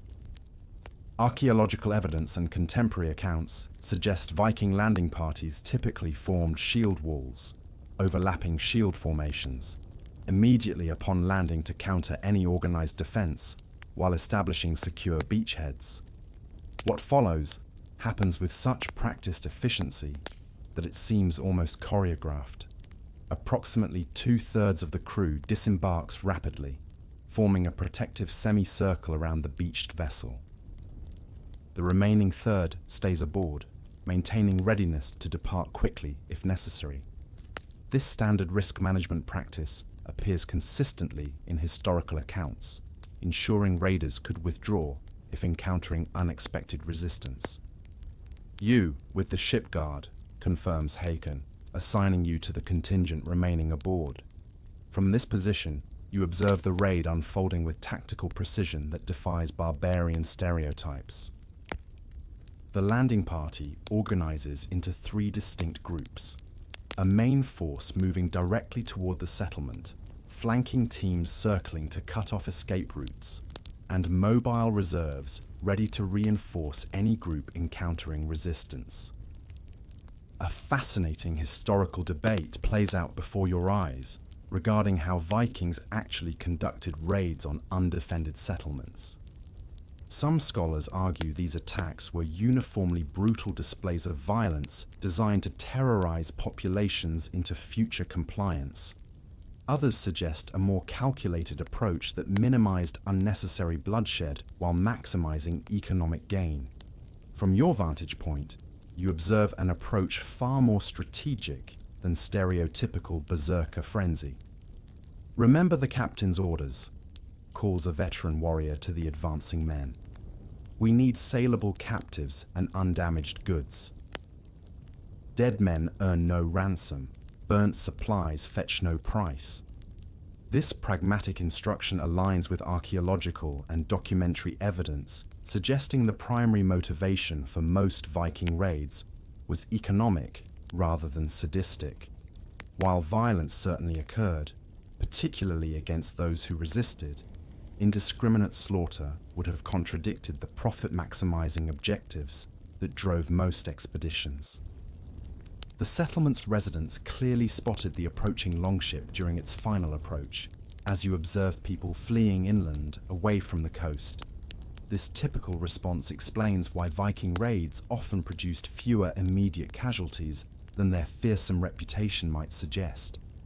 Many potential victims simply evacuated before direct contact. Historical records from monastery raids frequently describe monks fleeing with relics and manuscripts rather than remaining to face the raiders. The actual operation unfolds with disturbing efficiency. Warriors secure the primary structures while specialized team members begin the methodical process of evaluating and collecting valuable items. Historical evidence suggests Vikings were remarkably discerning in their plundering, prioritizing portable wealth like silver, jewelry, and religious artifacts over bulkier, less valuable goods. Archaeological finds from Norse settlements frequently include these high-value, compact items obtained through raiding or the tribute systems that developed in response to raid threats. "Check for hidden compartments," instructs a raid leader as men search the largest building. The valuable things are never displayed openly. This sophisticated understanding of how potential victims concealed wealth reflects the professional nature of Viking raiding rather than opportunistic pillaging. Documentary sources describe how experienced raiders developed specific techniques for locating hidden valuables, forcing religious communities to develop increasingly elaborate concealment methods. One particularly interesting aspect of the raid is the treatment of captives. While popular imagination often focuses on indiscriminate violence, you observe raiders carefully evaluating potential prisoners based on apparent status and physical condition. Historical evidence suggests captive taking represented a significant economic component of Viking expeditions, with enslaved individuals transported to markets in Dublin, Hedeby, and other trading centres. Contemporary accounts describe sophisticated pricing systems for captives based on age, gender, skills, and physical condition. Those with visible skills or youth have value, explains a crew member sorting through captured individuals. The others we leave. This calculated approach to captive selection aligns with archaeological evidence from slave markets showing preferences for younger individuals capable of labour or craft production. Scholars continue debating the overall economic importance of slave trading to Viking activity, though most agree it constituted a significant portion of raid profits. After perhaps an hour of methodical activity, a horn signal announces withdrawal. The raiding party begins returning to the ship, carrying plunder bundled in textiles and leading a small group of bound captives. What's particularly notable is the selective nature of the seized goods, small items of obvious value, rather than bulky supplies that would occupy limited cargo space. Archaeological evidence from shipwrecks consistently shows highly selective cargo choices, maximizing value-to-weight ratios, explaining why precious metals and other compact valuables dominate Viking hordes. Raid successful, minimal blood price, reports the raid leader to the captain as the warriors reboard. This economical summary reflects the primarily transactional nature of Viking raiding, measuring success by profit obtained versus casualties sustained. Historical sources suggest this pragmatic risk-reward calculation guided most Norse expeditions, with glorification of violence appearing more prominently in later literary accounts than contemporary operational reports. As the ship pushes off from the beach, you observe the settlement receding behind you, damaged but not destroyed, with smoke rising from buildings that remain largely intact. This selective approach to destruction aligns with archaeological evidence from repeatedly raided communities, showing ongoing habitation rather than abandonment. Modern scholarship increasingly views Viking raiding strategies as sophisticated economic warfare rather than mindless devastation, targeting wealth extraction, while often leaving productive capacity intact for future exploitation. A worthy first raid for your voyage, comments Harkin as the crew settles back into sailing routines with practiced ease. Though barely worth recording in the sagas, this casual dismissal of what seemed an intense experience highlights how routine such operations were for experienced crews, explaining the matter-of-fact tone often found in Norse accounts of raiding activities compared to the traumatic descriptions in victim chronicles. As your longship pulls away from the raided settlement, several crew members begin the methodical process of inventorying and securing the newly acquired goods. The transition from raiders back to sailors happens with remarkable efficiency, highlighting the dual nature of these Norse expeditions. What's particularly interesting from a historical perspective is how quickly the atmosphere aboard shifts from combat readiness to commercial assessment. 3 silver arm rings, 1 decorated bronze bowl of Frankish design, various smaller metal goods, 14 wool textiles of varying qualities, 2 captives of working age, announces the ship's designated recorder, who scratches marks on a small wooden tally stick. This systematic accounting process reveals the fundamentally economic nature of Viking expeditions, contradicting the popular image of mindless pillaging. Archaeological evidence consistently shows Norse raiders preferentially targeted portable wealth that could be easily transported and later traded, suggesting organized economic motivation rather than random destruction. The silver alone justifies our fuel and provisions, notes the captain with obvious satisfaction, weighing one of the arm rings in his palm. This casual cost-benefit analysis highlights how Viking captains conceptualize their voyages as commercial ventures with expected returns on investment. Historical sources describe how expedition backers, often wealthy landowners who financed ships and supplies, expected specific profit margins, creating accountability structures more reminiscent of business enterprises than chaotic raiding parties. What happens next reveals one of the most fascinating and historically misunderstood aspects of Viking maritime culture: their sophisticated trading practices that often operated alongside raiding activities. Rather than immediately sailing for home with your plunder, the captain announces you'll proceed to a known trading settlement 3 days' journey up the coast. Raid 1 goods fetch better prices away from their source, explains Haken, seeing your confused expression. And there are items we need that silver alone cannot purchase.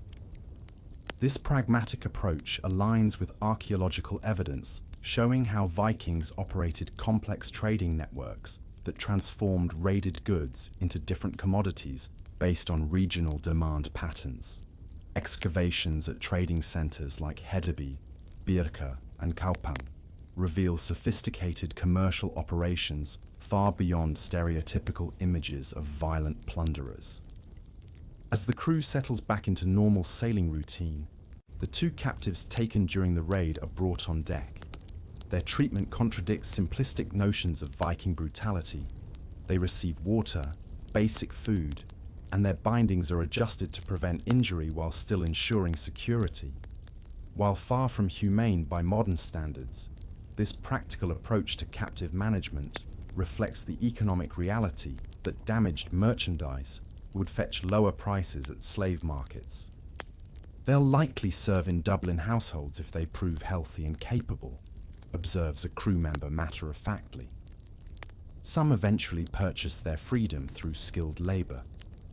This casual observation aligns with historical evidence suggesting Norse slavery practices were somewhat distinct from later plantation systems, with pathways to eventual freedom existing for some captives who demonstrated valuable skills or assimilated into Norse culture. Archaeological evidence from settlements shows gradual integration of foreign individuals, likely representing former captives who achieved varying degrees of acceptance over time. The journey toward the trading settlement provides an opportunity to observe how Viking traders prepared goods for market. The silver arm rings are carefully cleaned and assessed for purity using a small touchstone, a piece of dark, fine-grained stone used to test precious metals by examining the streak left when rubbed across its surface. Archaeological discoveries of these testing kits confirm that Vikings operated sophisticated methods for determining metal quality in field conditions, protecting themselves from fraudulent trades. Pure silver speaks any language, comments the ship's designated trader, a man named Gorm, who appears to have specialized knowledge of different markets and their preferences. Historical evidence suggests many Viking crews included individuals with specific commercial expertise who handled negotiations in trading contexts. Multilingual trading specialists feature prominently in Norse sagas, valued for their ability to secure favorable exchanges in foreign ports. What's particularly interesting is watching how different forms of economic activity, raiding, trading, and gift exchange blended seamlessly within Viking expeditions. Rather than representing distinct activities, historical and archaeological evidence suggests these practices existed on a spectrum of wealth acquisition methods deployed situationally based on opportunity and risk assessment. The captain will present 1 silver piece to the local chieftain as friendship offering before any trading begins, explains Gorm as he sets aside a particular arm ring, a small investment for peaceful commerce. This reference to ritualized gift exchange highlights how Vikings navigated complex social relationships through strategic generosity that established non-hostile intentions. Contemporary accounts describe elaborate gift-giving protocols that preceded commercial trading in many contexts, creating social bonds that facilitated economic activity. After 3 days of routine sailing, your destination comes into view, a significantly larger settlement than the one raided previously, with dozens of buildings and multiple ships visible at a natural harbour. Immediately, the crew begins preparations distinctly different from raid preparations. Weapons are stowed rather than readied. Trade goods are arranged for visible display, and even the ship's appearance is subtly altered as the intimidating dragon-head prowpiece is removed and stowed below decks. A trading ship looks different from a raider, Hakan explains, seeing your interest in this transformation, though they may be the same vessel on different days. This practical chameleon-like adaptation reflects the multi-purpose nature of Viking maritime expeditions, where a single journey might include trading, raiding, exploration, and diplomacy, depending on opportunities encountered. Archaeological evidence confirms that the same ship design served all these functions, with their use determined by circumstance rather than specialized construction. The approach to the trading settlement proceeds with formal signals exchanged between ship and shore, flags raised in specific patterns and horn calls answered by similar sounds from land. Historical accounts describe these standardized communication systems that develop to indicate peaceful intentions and request trading permission. The elaborate nature of these protocols suggests frequent interactions between different cultural groups, contradicting notions of Vikings as isolated northern marauders. Once permission is granted, your ship docks alongside vessels of visibly different construction, broader trading ships from Frisian territories, smaller fishing craft of local design, and even a vessel whose distinctive features suggest Byzantine origin. This multicultural maritime gathering highlights the extensive trade networks that connected the Viking world to distant economies. Archaeological evidence consistently shows Norse trade routes extending from North America to the Middle East and beyond, creating commercial corridors that transported goods, ideas, and technologies across vast distances. Many languages, one purpose, observes Gorm as multilingual negotiations immediately begin on the docks, with various trade goods being evaluated through universal gestures of inspection and counteroffer. Historical accounts describe these polyglot trading environments where basic commercial vocabulary transcended language barriers. Archaeological evidence from trading centers shows remarkable diversity in artifacts, confirming these multicultural commercial interactions. What's particularly fascinating is watching how different value systems negotiate equivalent worth between dissimilar items. A silver arm ring is weighed against bundles of iron bars, both parties using small portable scales to ensure fair measure. Archaeological discoveries of standardized weight sets throughout the Viking world confirm sophisticated understanding of value equivalence across different commodities and regions. The true profit comes not from silver directly, explains Gorm, seeing your observation of these exchanges, but from understanding what goods command premium prices, where. This sophisticated awareness of regional price differentials drove much of Viking trading activity, creating complex patterns of commodity flow that archaeologists can trace through distribution patterns of distinctive artifacts. The captain returns from meeting with local authorities, having successfully established trading permission through appropriate gifts and diplomatic formalities.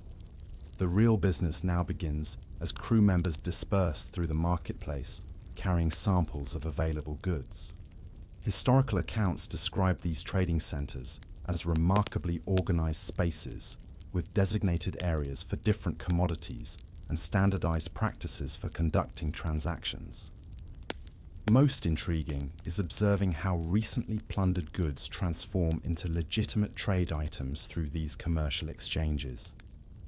The distinctively Frankish bronze bowl disappears into the possession of a Frisian merchant, exchanged for iron ingots and amber. The same bronze bowl that someone defended with their life just days earlier, now simply another commodity in endless cycles of exchange. Archaeological evidence shows how stolen goods rapidly disperse through trading networks, explaining why tracing the origins of Viking wealth often proves challenging. Every object has many owners through time, philosophizes Gorm when you comment on this transformation. The world flows like water through many hands. This practical philosophy reflected the Viking worldview regarding property and exchange, valuing items for utility and commercial potential rather than sentiment or provenance.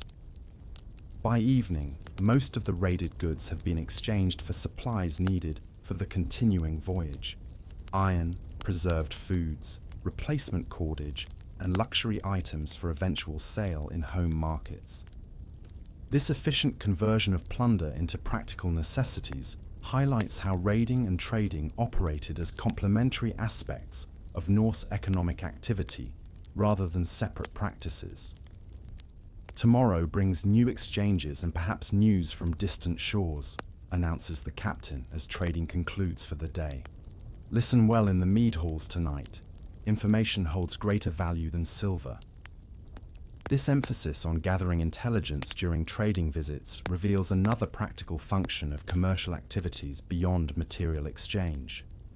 Historical accounts describe how Norse traders systematically collected information about political conditions, wealth concentrations, and defensive capabilities that would later inform raiding targets.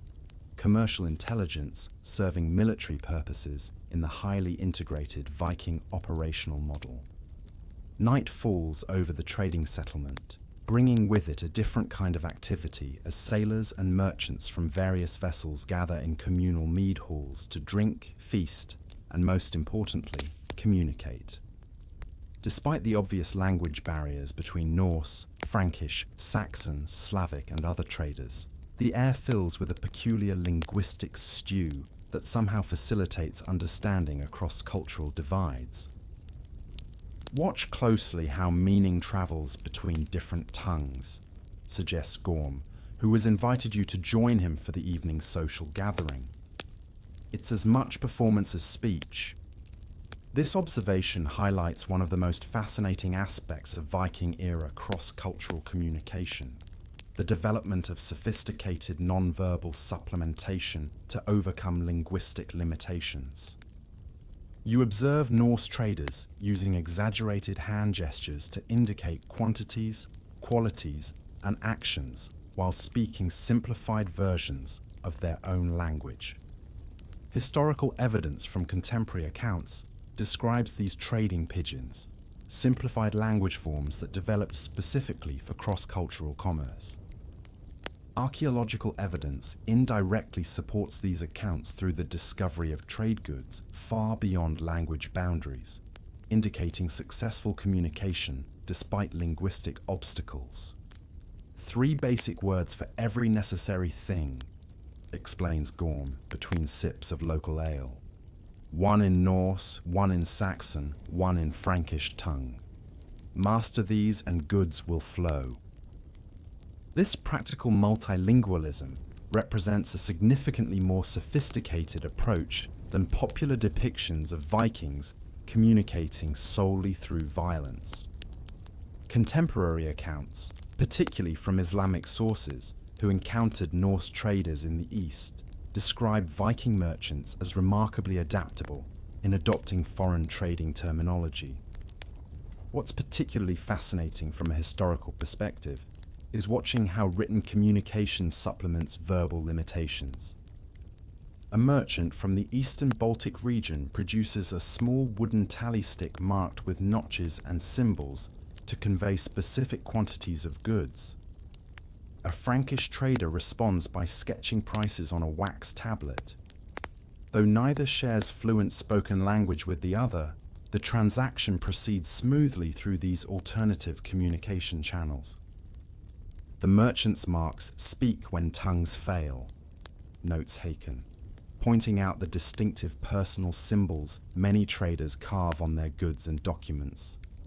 Archaeological discoveries of these merchants' marks throughout Viking trade networks confirm their use as ownership indicators and quality guarantees that functioned across language barriers.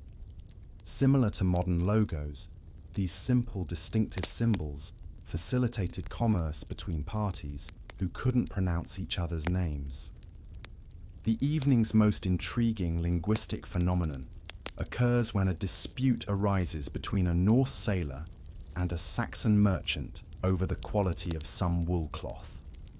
Unable to resolve the issue through limited shared vocabulary, they engage the services of a young boy who appears remarkably comfortable switching between both languages. This glimpse into Viking-era interpretation services aligns with historical accounts describing multilingual individuals, often children of mixed partnerships or captives raised in foreign households, who facilitated more complex negotiations. The tongue bridge commands high price, comments Gorm, nodding toward the young interpreter. Some captive children are raised specifically for their language gifts. This pragmatic approach to developing communication specialists highlights the sophisticated social adaptations that supported Viking economic networks. Archaeological evidence from urban trading centers like Hedeby shows multicultural household compounds where such linguistic integration likely occurred. As the evening progresses, you notice how information exchanges often overshadow material transactions in importance. A group of Norse traders intently questions a Frisian captain about conditions along the Frankish coast. Information potentially valuable for both trading and raiding opportunities. Meanwhile, merchants from the Eastern Baltic eagerly seek news about political developments in Norse territories that might affect future commerce. Historical accounts consistently describe these trading gatherings as crucial information exchanges that shaped subsequent economic and military activities. Three things travel faster than ships, observes an older trader: news of war, news of wealth, and news of weakness. This pithy observation highlights how intelligence gathering represented a crucial component of Viking communication networks. Archaeological evidence indirectly supports this through the rapid Norse exploitation of political instabilities, known primarily through commercial contacts. What's particularly interesting from a linguistic perspective is how certain specialized vocabularies transcended language barriers more effectively than general communication. Terms for specific trade goods, sailing conditions, and quantity measurements appear mutually intelligible even between sailors with otherwise limited shared language. This development of specialized international vocabularies mirrored similar phenomena in modern global industries where technical terminology creates communication bridges across language boundaries. Silver needs no translation, jokes a Norse trader, weighing payment for goods on a small scale. This reference to the universal language of precious metals highlights how standardized weight systems facilitated trade across linguistic divides. Archaeological discoveries of nearly identical weight sets throughout Viking trade networks confirm this standardized approach to valuation that transcended verbal communication barriers. As the evening advances, storytelling emerges as another crucial communication form that bridges linguistic gaps. A Norse skald, poet, performs a tale of seafaring adventure using dramatic gestures and vocal modulation to convey meaning beyond words alone. Remarkably, traders from other cultures appear to follow the narrative despite limited Norse vocabulary, responding with appropriate reactions to dramatic moments. This use of performance to transcend language barriers aligns with historical accounts describing multilingual entertainment in trading centers where verbal comprehension varied widely. The body speaks when words fail, notes Gorm, observing how physical performance supplements verbal limitations. A good merchant learns to read faces and hands as much as hear words. This sophisticated awareness of non-verbal communication challenges simplistic views of Viking-era interactions as crude or limited by language barriers. Contemporary accounts, particularly from Byzantine sources describing Norse traders in Constantinople, note their remarkable adaptability in cross-cultural settings despite limited formal language training. The most unexpected linguistic revelation comes when you overhear two Norse traders conversing with a merchant from Far Eastern lands through a completely different communication method. They sketch simple pictures on a wax tablet, creating primitive ideograms to represent concepts beyond their shared vocabulary. This improvised visual language demonstrates the creative problem-solving that facilitated Viking trade across extreme language boundaries. Archaeological discoveries of similar pictographic communications on birch bark and wooden surfaces throughout Norse trading networks confirm this pragmatic approach to overcoming linguistic limitation. Every successful voyage adds words to a sailor's mind, reflects Hakon as the evening concludes. The wise trader collects languages like others gather silver. This perspective on multilingualism as valuable capital reflected the practical reality that communication skills directly impacted economic success in Viking maritime ventures.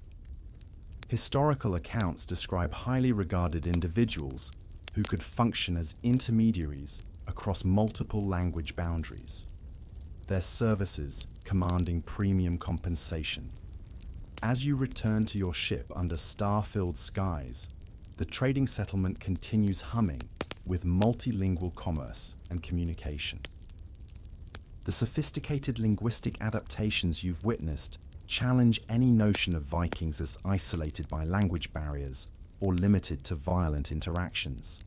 Instead, these Norse sailors appear remarkably adept at developing pragmatic communication solutions that facilitate their commercial and cultural exchanges across vast geographic and linguistic distances.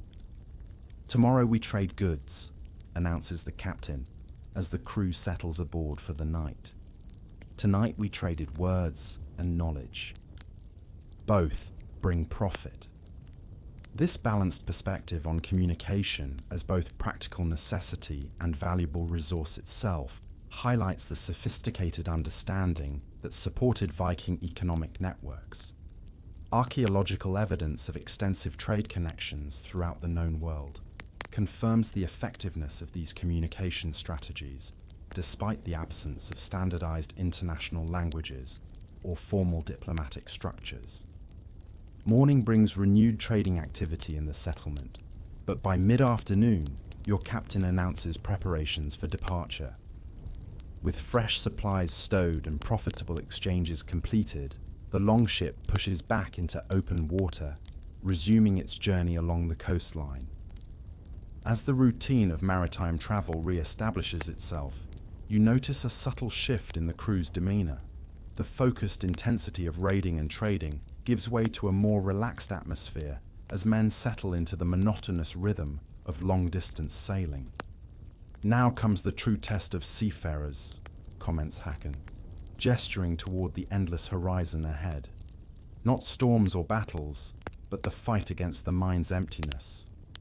This casual observation highlights one of the most overlooked aspects of Viking maritime life: the psychological challenge of maintaining morale during extended periods of repetitive sailing between brief episodes of more intense activity. Viking crews developed sophisticated cultural solutions to combat this monotony, turning longships into floating centers of entertainment and social interaction. As evening approaches and the watches change, you experience firsthand the rich tradition of Norse maritime entertainment beginning to unfold around the central fire pit. Tell us again of Thor's journey to Utgard. calls a younger crew member to a grey-bearded sailor who smiles at the request. What follows is a masterful storytelling performance as the elder recounts the famous tale of Thor's humbling contests against the giants, complete with different voices for each character and dramatic gestures that have clearly been refined through countless retellings. Historical evidence confirms storytelling as a crucial entertainment form aboard Viking vessels, with archaeological discoveries of storytelling benches on some larger ships suggesting dedicated spaces for this activity. Every good tale improves with age, like fine mead, observes the storyteller after concluding to appreciative murmurs from the crew. This cultural valuation of narrative skill highlights how oral tradition served both entertainment and educational purposes in Norse society.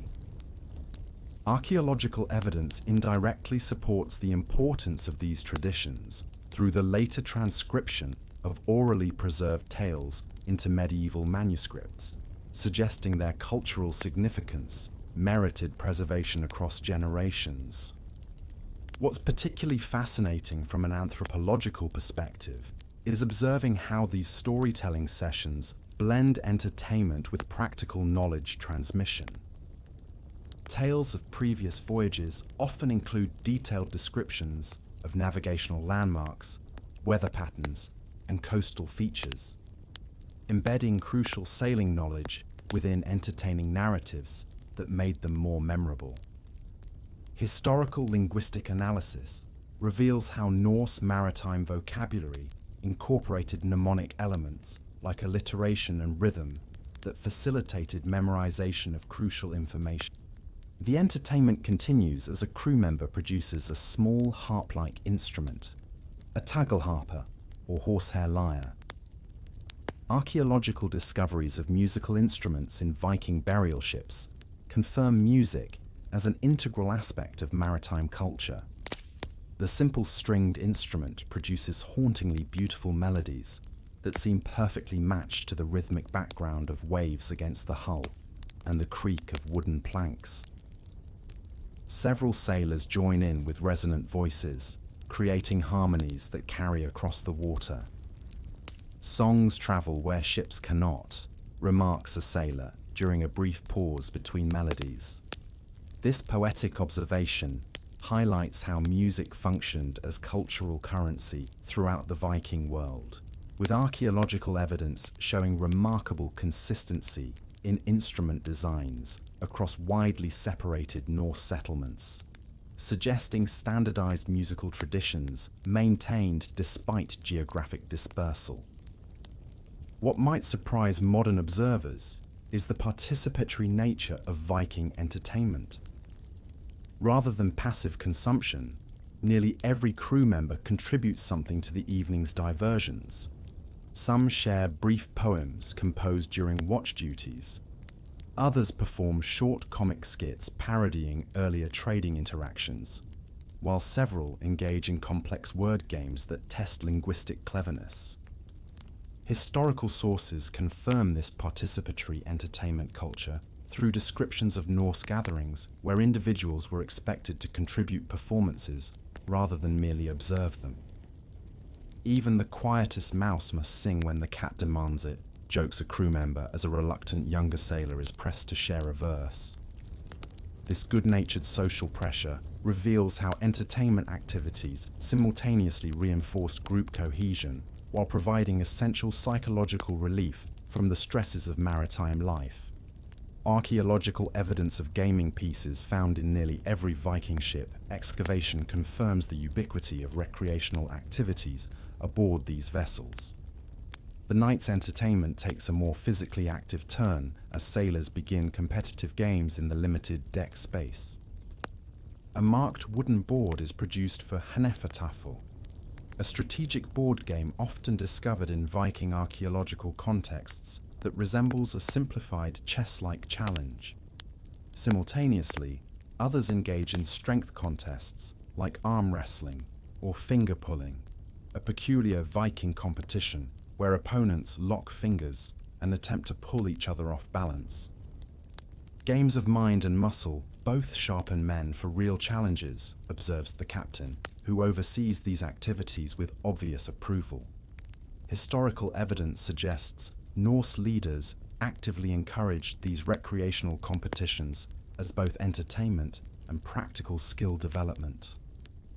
Archaeological discoveries of gaming pieces, even in warrior graves, confirm the cultural importance attached to strategic thinking alongside physical prowess.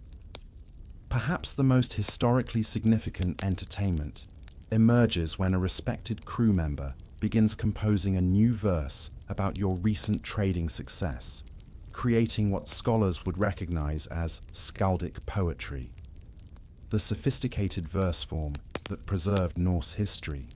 This impromptu composition process offers fascinating insight into how historical events transformed into cultural memory through immediate artistic interpretation. The silver-winning wolves of waves found foreign shores with golden gains, intones the poet, employing the complex kenning metaphors that characterized Norse verse.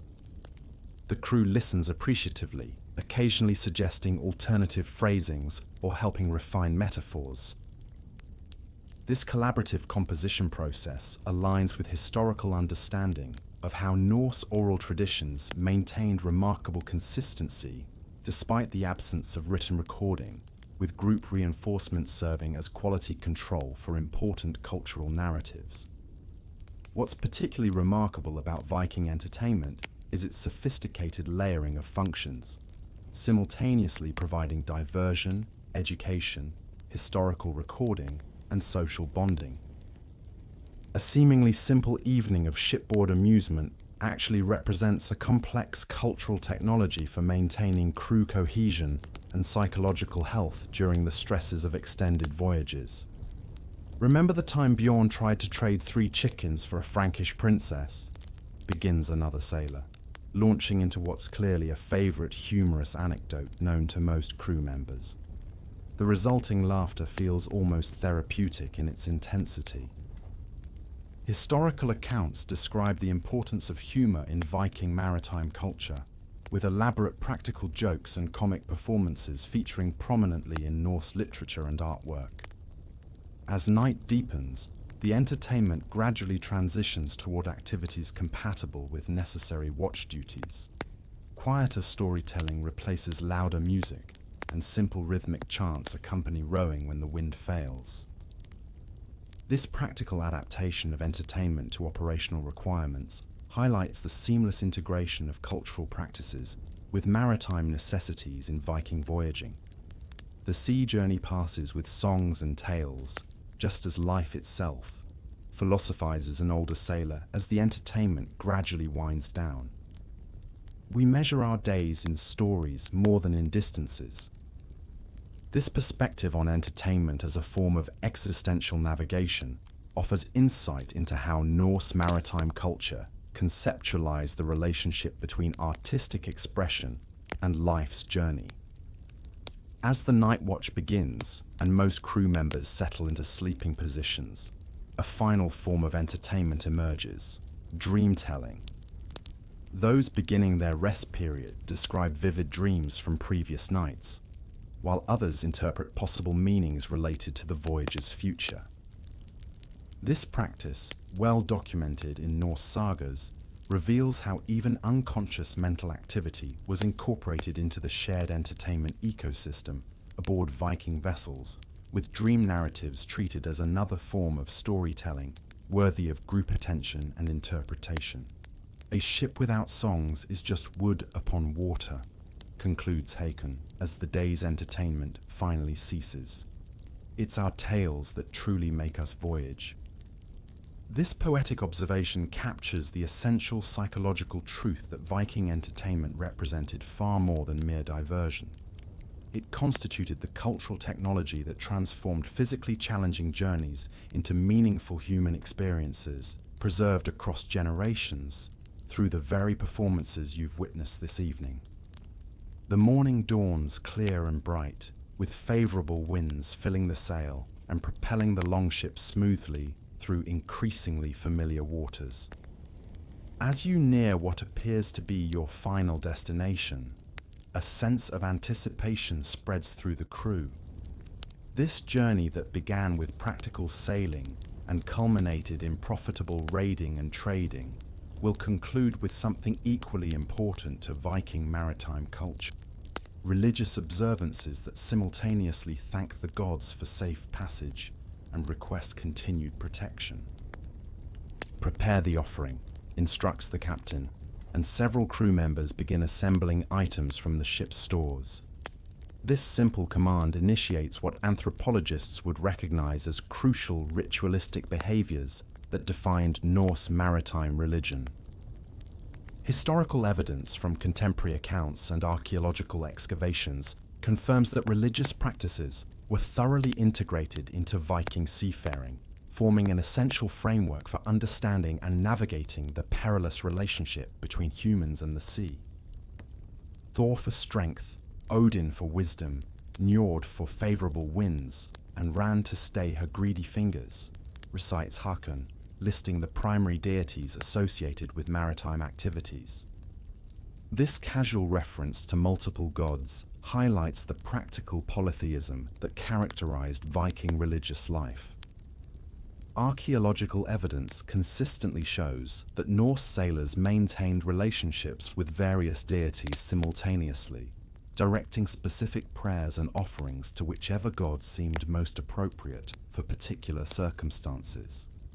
What emerges before your eyes is a fascinating blend of formal religious observation and practical maritime superstition.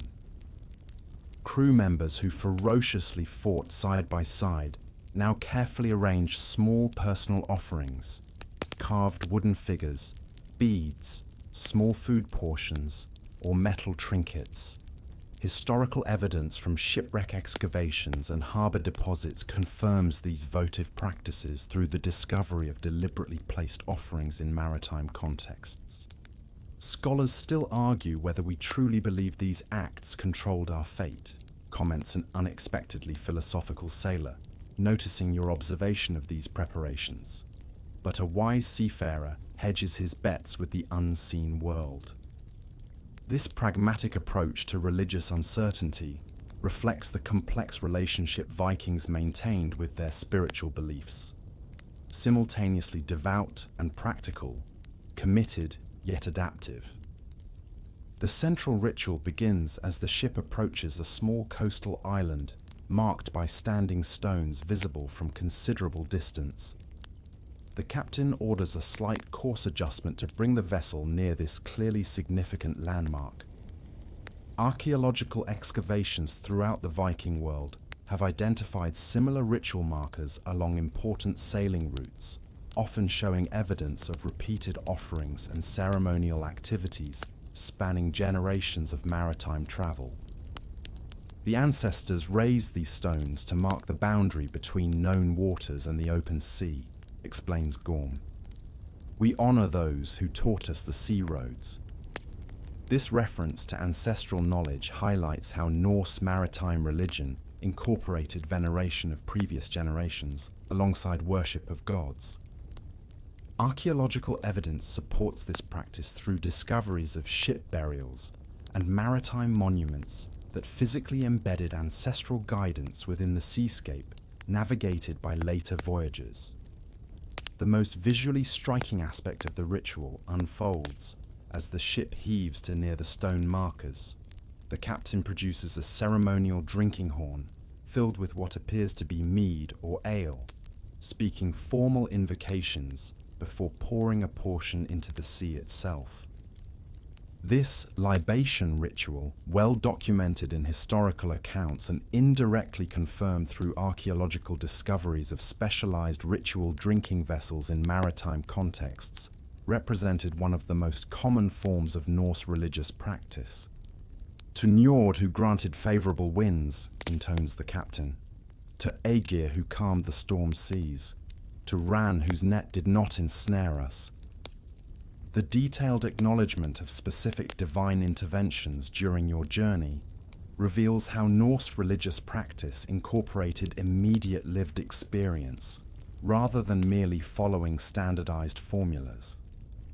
Historical linguistic analysis shows how these improvisational elements characterized Viking religious expression, with each ritual uniquely addressing the particular circumstances experienced.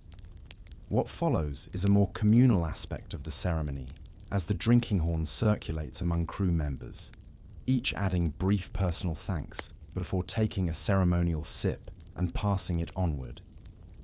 This participatory dimension aligns with archaeological evidence, suggesting Norse religious practices emphasize collective involvement rather than passive observation. The discovery of circular ritual spaces in Viking settlements indicates gathering places where similar communal ceremonies likely occurred on land. Some southern priests claim our gods are demons or illusions, observes a well-traveled crew member between ritual sips. Yet the sea recognizes them well enough. This defiant religious confidence highlights the resilient nature of Norse maritime spirituality, even as Christianity began challenging traditional beliefs during the Viking Age. Archaeological evidence through the gradual introduction of Christian symbols alongside traditional imagery on shipboard items confirms this period of religious transition and hybridization. Perhaps the most historically fascinating aspect of the ritual emerges when the captain produces a small wooden figurine from a protective pouch, a carving of Thor clutching his hammer, Mjolnir.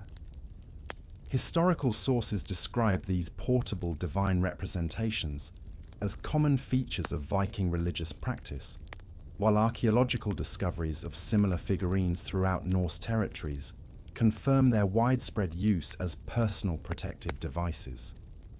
Thor travels with us, though his home is in the sky, explains an older sailor, seeing your interest in the figurine. The wise sailor carries his gods where waters prove uncertain. This practical approach to divine protection through physical representations characterizes the material dimension of Norse spirituality. Archaeological evidence shows these devotional objects were often deliberately worn out through handling, suggesting they functioned as active spiritual technologies rather than merely symbolic decorations. The ritual continues with a more somber remembrance as the captain recites names of crew members lost on previous voyages, symbolically inviting their spirits to witness the successful return. Historical accounts confirm this practice of ancestral incorporation in maritime ceremonies, while archaeological evidence of memorial stones erected for those lost at sea suggests the cultural importance attached to properly acknowledging seafaring casualties. The drowned never truly leave the ship's company, explains Haakon quietly. They navigate alongside us in the realm beneath the waves. This poetic conceptualization of the maritime afterlife reflects the complex Norse cosmology surrounding death at sea. Archaeological evidence indirectly supports these beliefs through ship burials and specialized funerary practices for maritime casualties that differ from standard land interments. What might surprise modern observers is the practical brevity of the ceremony, perhaps 20 minutes total, before the captain signals its conclusion and orders the journey resumed. This efficiency reflects the thoroughly integrated nature of religious practice within functional maritime operations. Historical evidence consistently suggests Viking spirituality valued effectiveness over elaboration, with rituals designed to address specific concerns without unnecessarily delaying practical activities. The gods appreciate action more than endless words, observes Gorm as the sail is reset and the ship resumes its course. Our successful journey honors them better than lengthy prayers.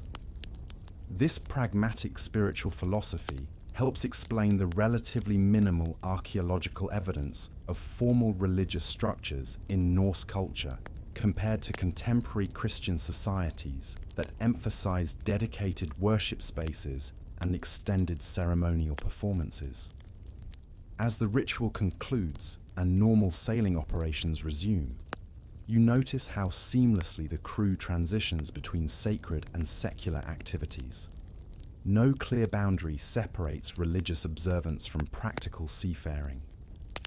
This integration characterized Viking spiritual life, with archaeological evidence consistently showing religious artifacts intermixed with everyday tools rather than segregated in exclusively sacred contexts. Some Christians claim their God rules all waters, mentions a sailor who had previously visited missionary settlements. Yet they fear the sea far more than we who honor many gods. Now, this observation highlights the distinctive maritime confidence that characterized Norse religious perspective. Archaeological evidence supports this through the remarkable navigational achievements of Viking sailors, suggesting their spiritual framework effectively supported, rather than inhibited, maritime risk-taking. The aftermath of the ritual brings a noticeable psychological shift among the crew, a collective relaxation as religious obligations are fulfilled and divine protection presumably secured for the journey's final phase. Historical accounts describe this pattern of ceremonial reassurance before challenging maritime undertakings, while archaeological evidence of ritual deposits at harbour entrances suggests similar practices occurred at crucial transition points in voyages. Our ancestors performed these same actions on these same waters for hundreds of years, reflects the captain, as the ritual site recedes behind you. The sea remembers even when men forget. This perspective on ritual as maintaining cosmic continuity reveals the deeper temporal dimension of Norse maritime religion. Archaeological evidence confirms this long-term stability through remarkably consistent votive practices spanning centuries at particular maritime ritual locations. As your journey nears its conclusion, this glimpse into Viking spiritual life challenges simplistic characterizations of Norse religion as merely superstitious or primitive. Instead, you've witnessed a sophisticated system of practical spiritual technology that provided psychological support, cultural cohesion, and meaningful interpretive frameworks for the extraordinary challenges of maritime existence in the unforgiving northern seas. The familiar silhouette of home shores appears on the horizon as your longship completes its journey. After weeks at sea experiencing the full spectrum of Viking maritime life, from mundane sailing routines to heart-pounding raids, from complex trading negotiations to spiritual ceremonies, the vessel finally approaches its home harbour. This final phase of the voyage brings its own distinctive rituals and procedures that complete the cycle of Norse seafaring. "Strike the sail and ready the oars," commands the captain as the ship enters the sheltered waters of the fjord. "Let those ashore see our return with proper honour." This transition from sailing to rowing for the final approach represents more than practical navigation. It transforms the ship's appearance from a weather-beaten wanderer to a disciplined display of coordinated strength. Historical sources describe these ceremonial approaches to home harbours, while archaeological evidence confirms specially prepared landing areas designed to showcase returning vessels to maximum advantage. The atmosphere aboard undergoes a remarkable transformation. Men who endured weeks of hardship now straighten their postures, adjust their clothing to appear more presentable, and even comb beards and hair in preparation for the homecoming. Those with injuries from raiding or accidents position themselves to minimize visible weakness. This collective presentation management reveals how Viking maritime culture carefully controlled the narrative of seafaring through choreographed homecomings that emphasized success while minimizing visible costs. Even a difficult voyage appears triumphant from shore, observes Haken, as crew members retrieve personal ornamentation previously stored for safekeeping. Historical accounts describe how returning Viking crews carefully managed their appearance before reaching shore, while archaeological evidence of display items like decorated weapons and jewelry suggests the importance of visual impression management during homecomings. What happens next demonstrates the theatrical aspect of Viking maritime returns. As the ship comes within sight of the settlement's inhabitants, who have gathered along the shore upon noticing the approaching vessel, the captain orders a specific formation of oars and sets a deliberately measured stroke rhythm that creates maximum visual impact. The crew responds with perfect synchronization, transforming the practical transportation vessel into a moving display of Norse maritime prowess. 14 oars striking as one tells those watching that we return as we departed, united and strong, explains a veteran crew member. This performance aspect of homecoming served crucial social functions, reinforcing the crew's collective identity while demonstrating to the community that their investment in the voyage, through provisions, equipment, or family members, had been worthwhile. Archaeological evidence of specially prepared viewing areas at Viking harbours confirms the spectator dimension of these maritime returns. As you draw closer to shore, another homecoming tradition unfolds as the captain orders specific capturable goods displayed prominently along the gunwales. Silver pieces glinting in the sunlight, colourful textiles draped visibly, and other evidence of successful raiding and trading. Historical sources describe these deliberate displays of acquisition, while archaeological evidence of specialised display fixtures on some recovered vessels suggests dedicated equipment for showcasing voyage prizes. A successful return strengthens the next departure, notes Gorm philosophically as he arranges trading goods for maximum visibility. Today's display becomes tomorrow's investment. This cyclical relationship between demonstrating success and securing future support characterized the economic dimension of Viking maritime ventures. Archaeological evidence of foreign goods prominently displayed in Norse settlements confirms how voyage acquisitions translated into home status markers. The emotional aspect of homecoming intensifies as individual crew members begin recognizing specific figures among the shore gathering: wives, children, parents, and community leaders watching the approach. The stoic demeanor maintained throughout the journey's challenges now occasionally cracks as sailors point out family members to shipmates or straighten posture when spotting particular observers. Historical accounts describe these emotionally charged recognitions, while archaeological evidence of homecoming gifts, small items specifically selected during voyages for particular recipients, confirms the personal dimension underlying the public performance. Even the hardest sea wolf becomes a puppy at the sight of his children, jokes a crew member as a normally intimidating warrior visibly softens upon spotting a small figure waving enthusiastically from shore. This humanizing glimpse challenges stereotypical depictions of Vikings as emotionally detached warriors, revealing the complex psychological reality of men balancing maritime dangers with domestic attachments. Archaeological evidence indirectly supports these emotional connections through discoveries of children's toys and family mementos carried aboard Viking vessels, suggesting sailors maintain tangible connections to home during voyages.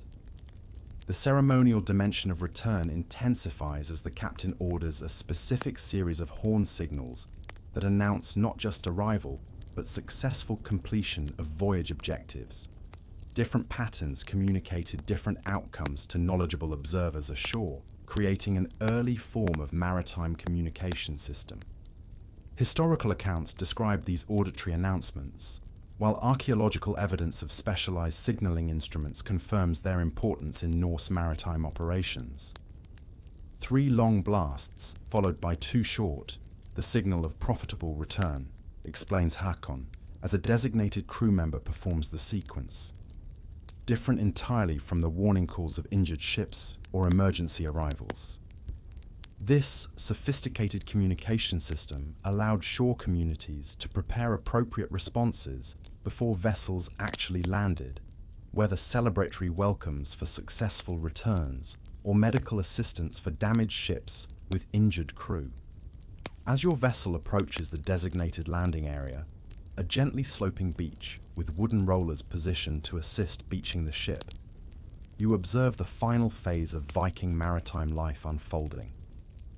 The captain transfers operational command to the beaching specialist, a crew member with particular expertise in the delicate process of bringing the vessel safely ashore without damaging the hull.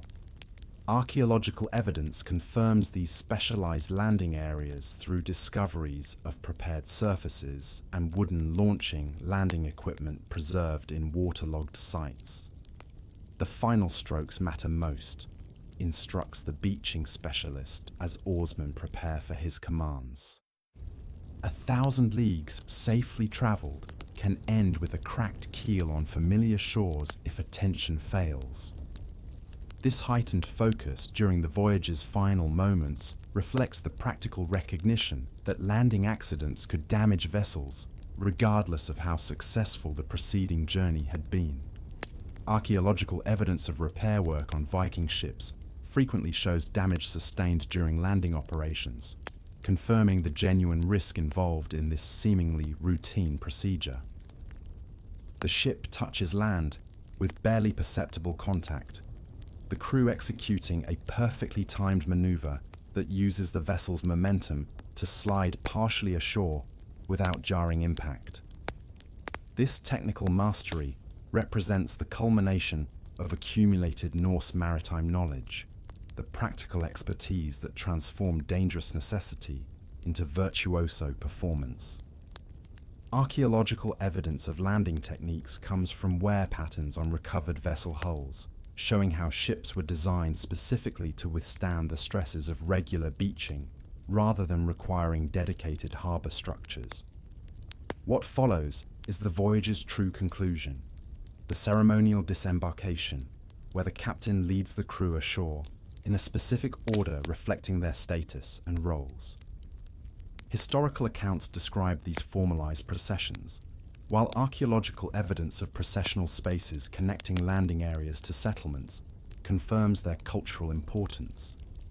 Unlike modern maritime arrivals where passengers simply exit as convenient, Viking disembarkations constituted significant social performances that reinforced hierarchies and publicly acknowledged contributions. We departed as individuals seeking fortune.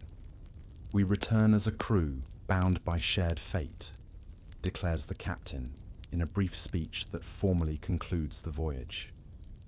This ritual closing of the maritime circle reflects the transformative nature of Viking seafaring, not merely transportation, but identity-shaping experience that bound participants together through shared challenges and achievements. Archaeological evidence of commemorative markers at harbour sites suggests these voyage conclusions were considered significant enough to merit permanent memorialization. As crew members begin the practical tasks of unloading cargo and securing the ship, the social dimension of homecoming takes precedence with family reunions and community celebrations. Historical accounts describe these post-voyage festivities, while archaeological evidence of feast preparations coinciding with harbour activities confirms their regular occurrence. Unlike modern commercial shipping where crew dispersal happens immediately upon docking, Viking maritime culture emphasized collective processing of voyage experiences through shared storytelling and celebration. Tonight we feast and share tales. Tomorrow we become farmers and craftsmen again, observes Hakon as he collects his personal belongings, until the sea calls once more.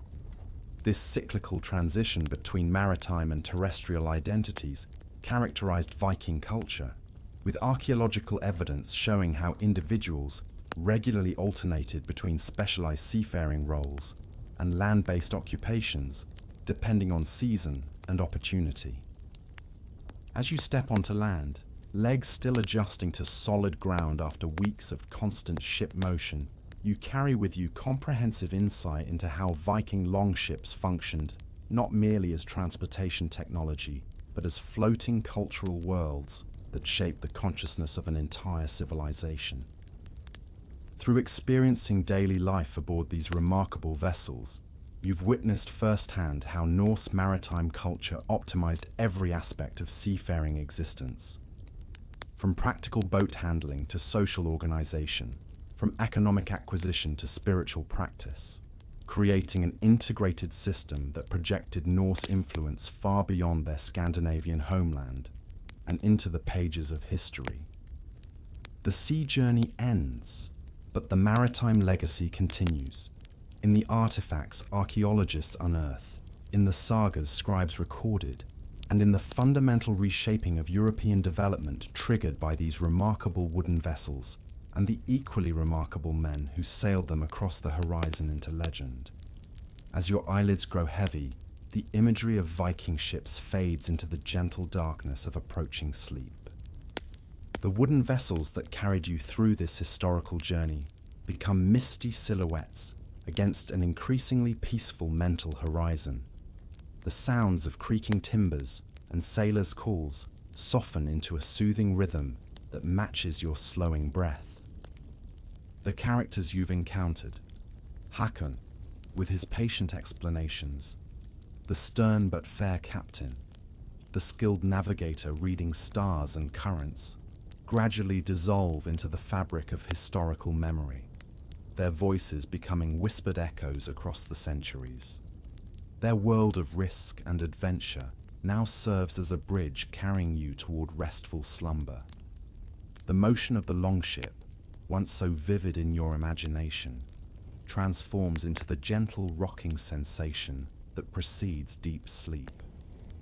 The waters that challenged and sustained the Vikings now symbolically carry you toward unconsciousness, each wave bringing you closer to complete relaxation.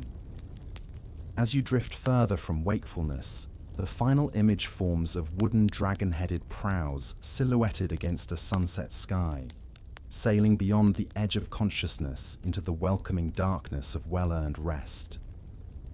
The Viking journey concludes as your own journey into sleep begins, both voyages representing transitions between different states of being. The historical knowledge you've gathered rests securely in your mind, preserved like artifacts in archaeological layers, waiting to be rediscovered when morning comes. For now, let the gentle currents of sleep carry you away, just as the ocean currents once carried those remarkable Norse ships to distant shores and back again.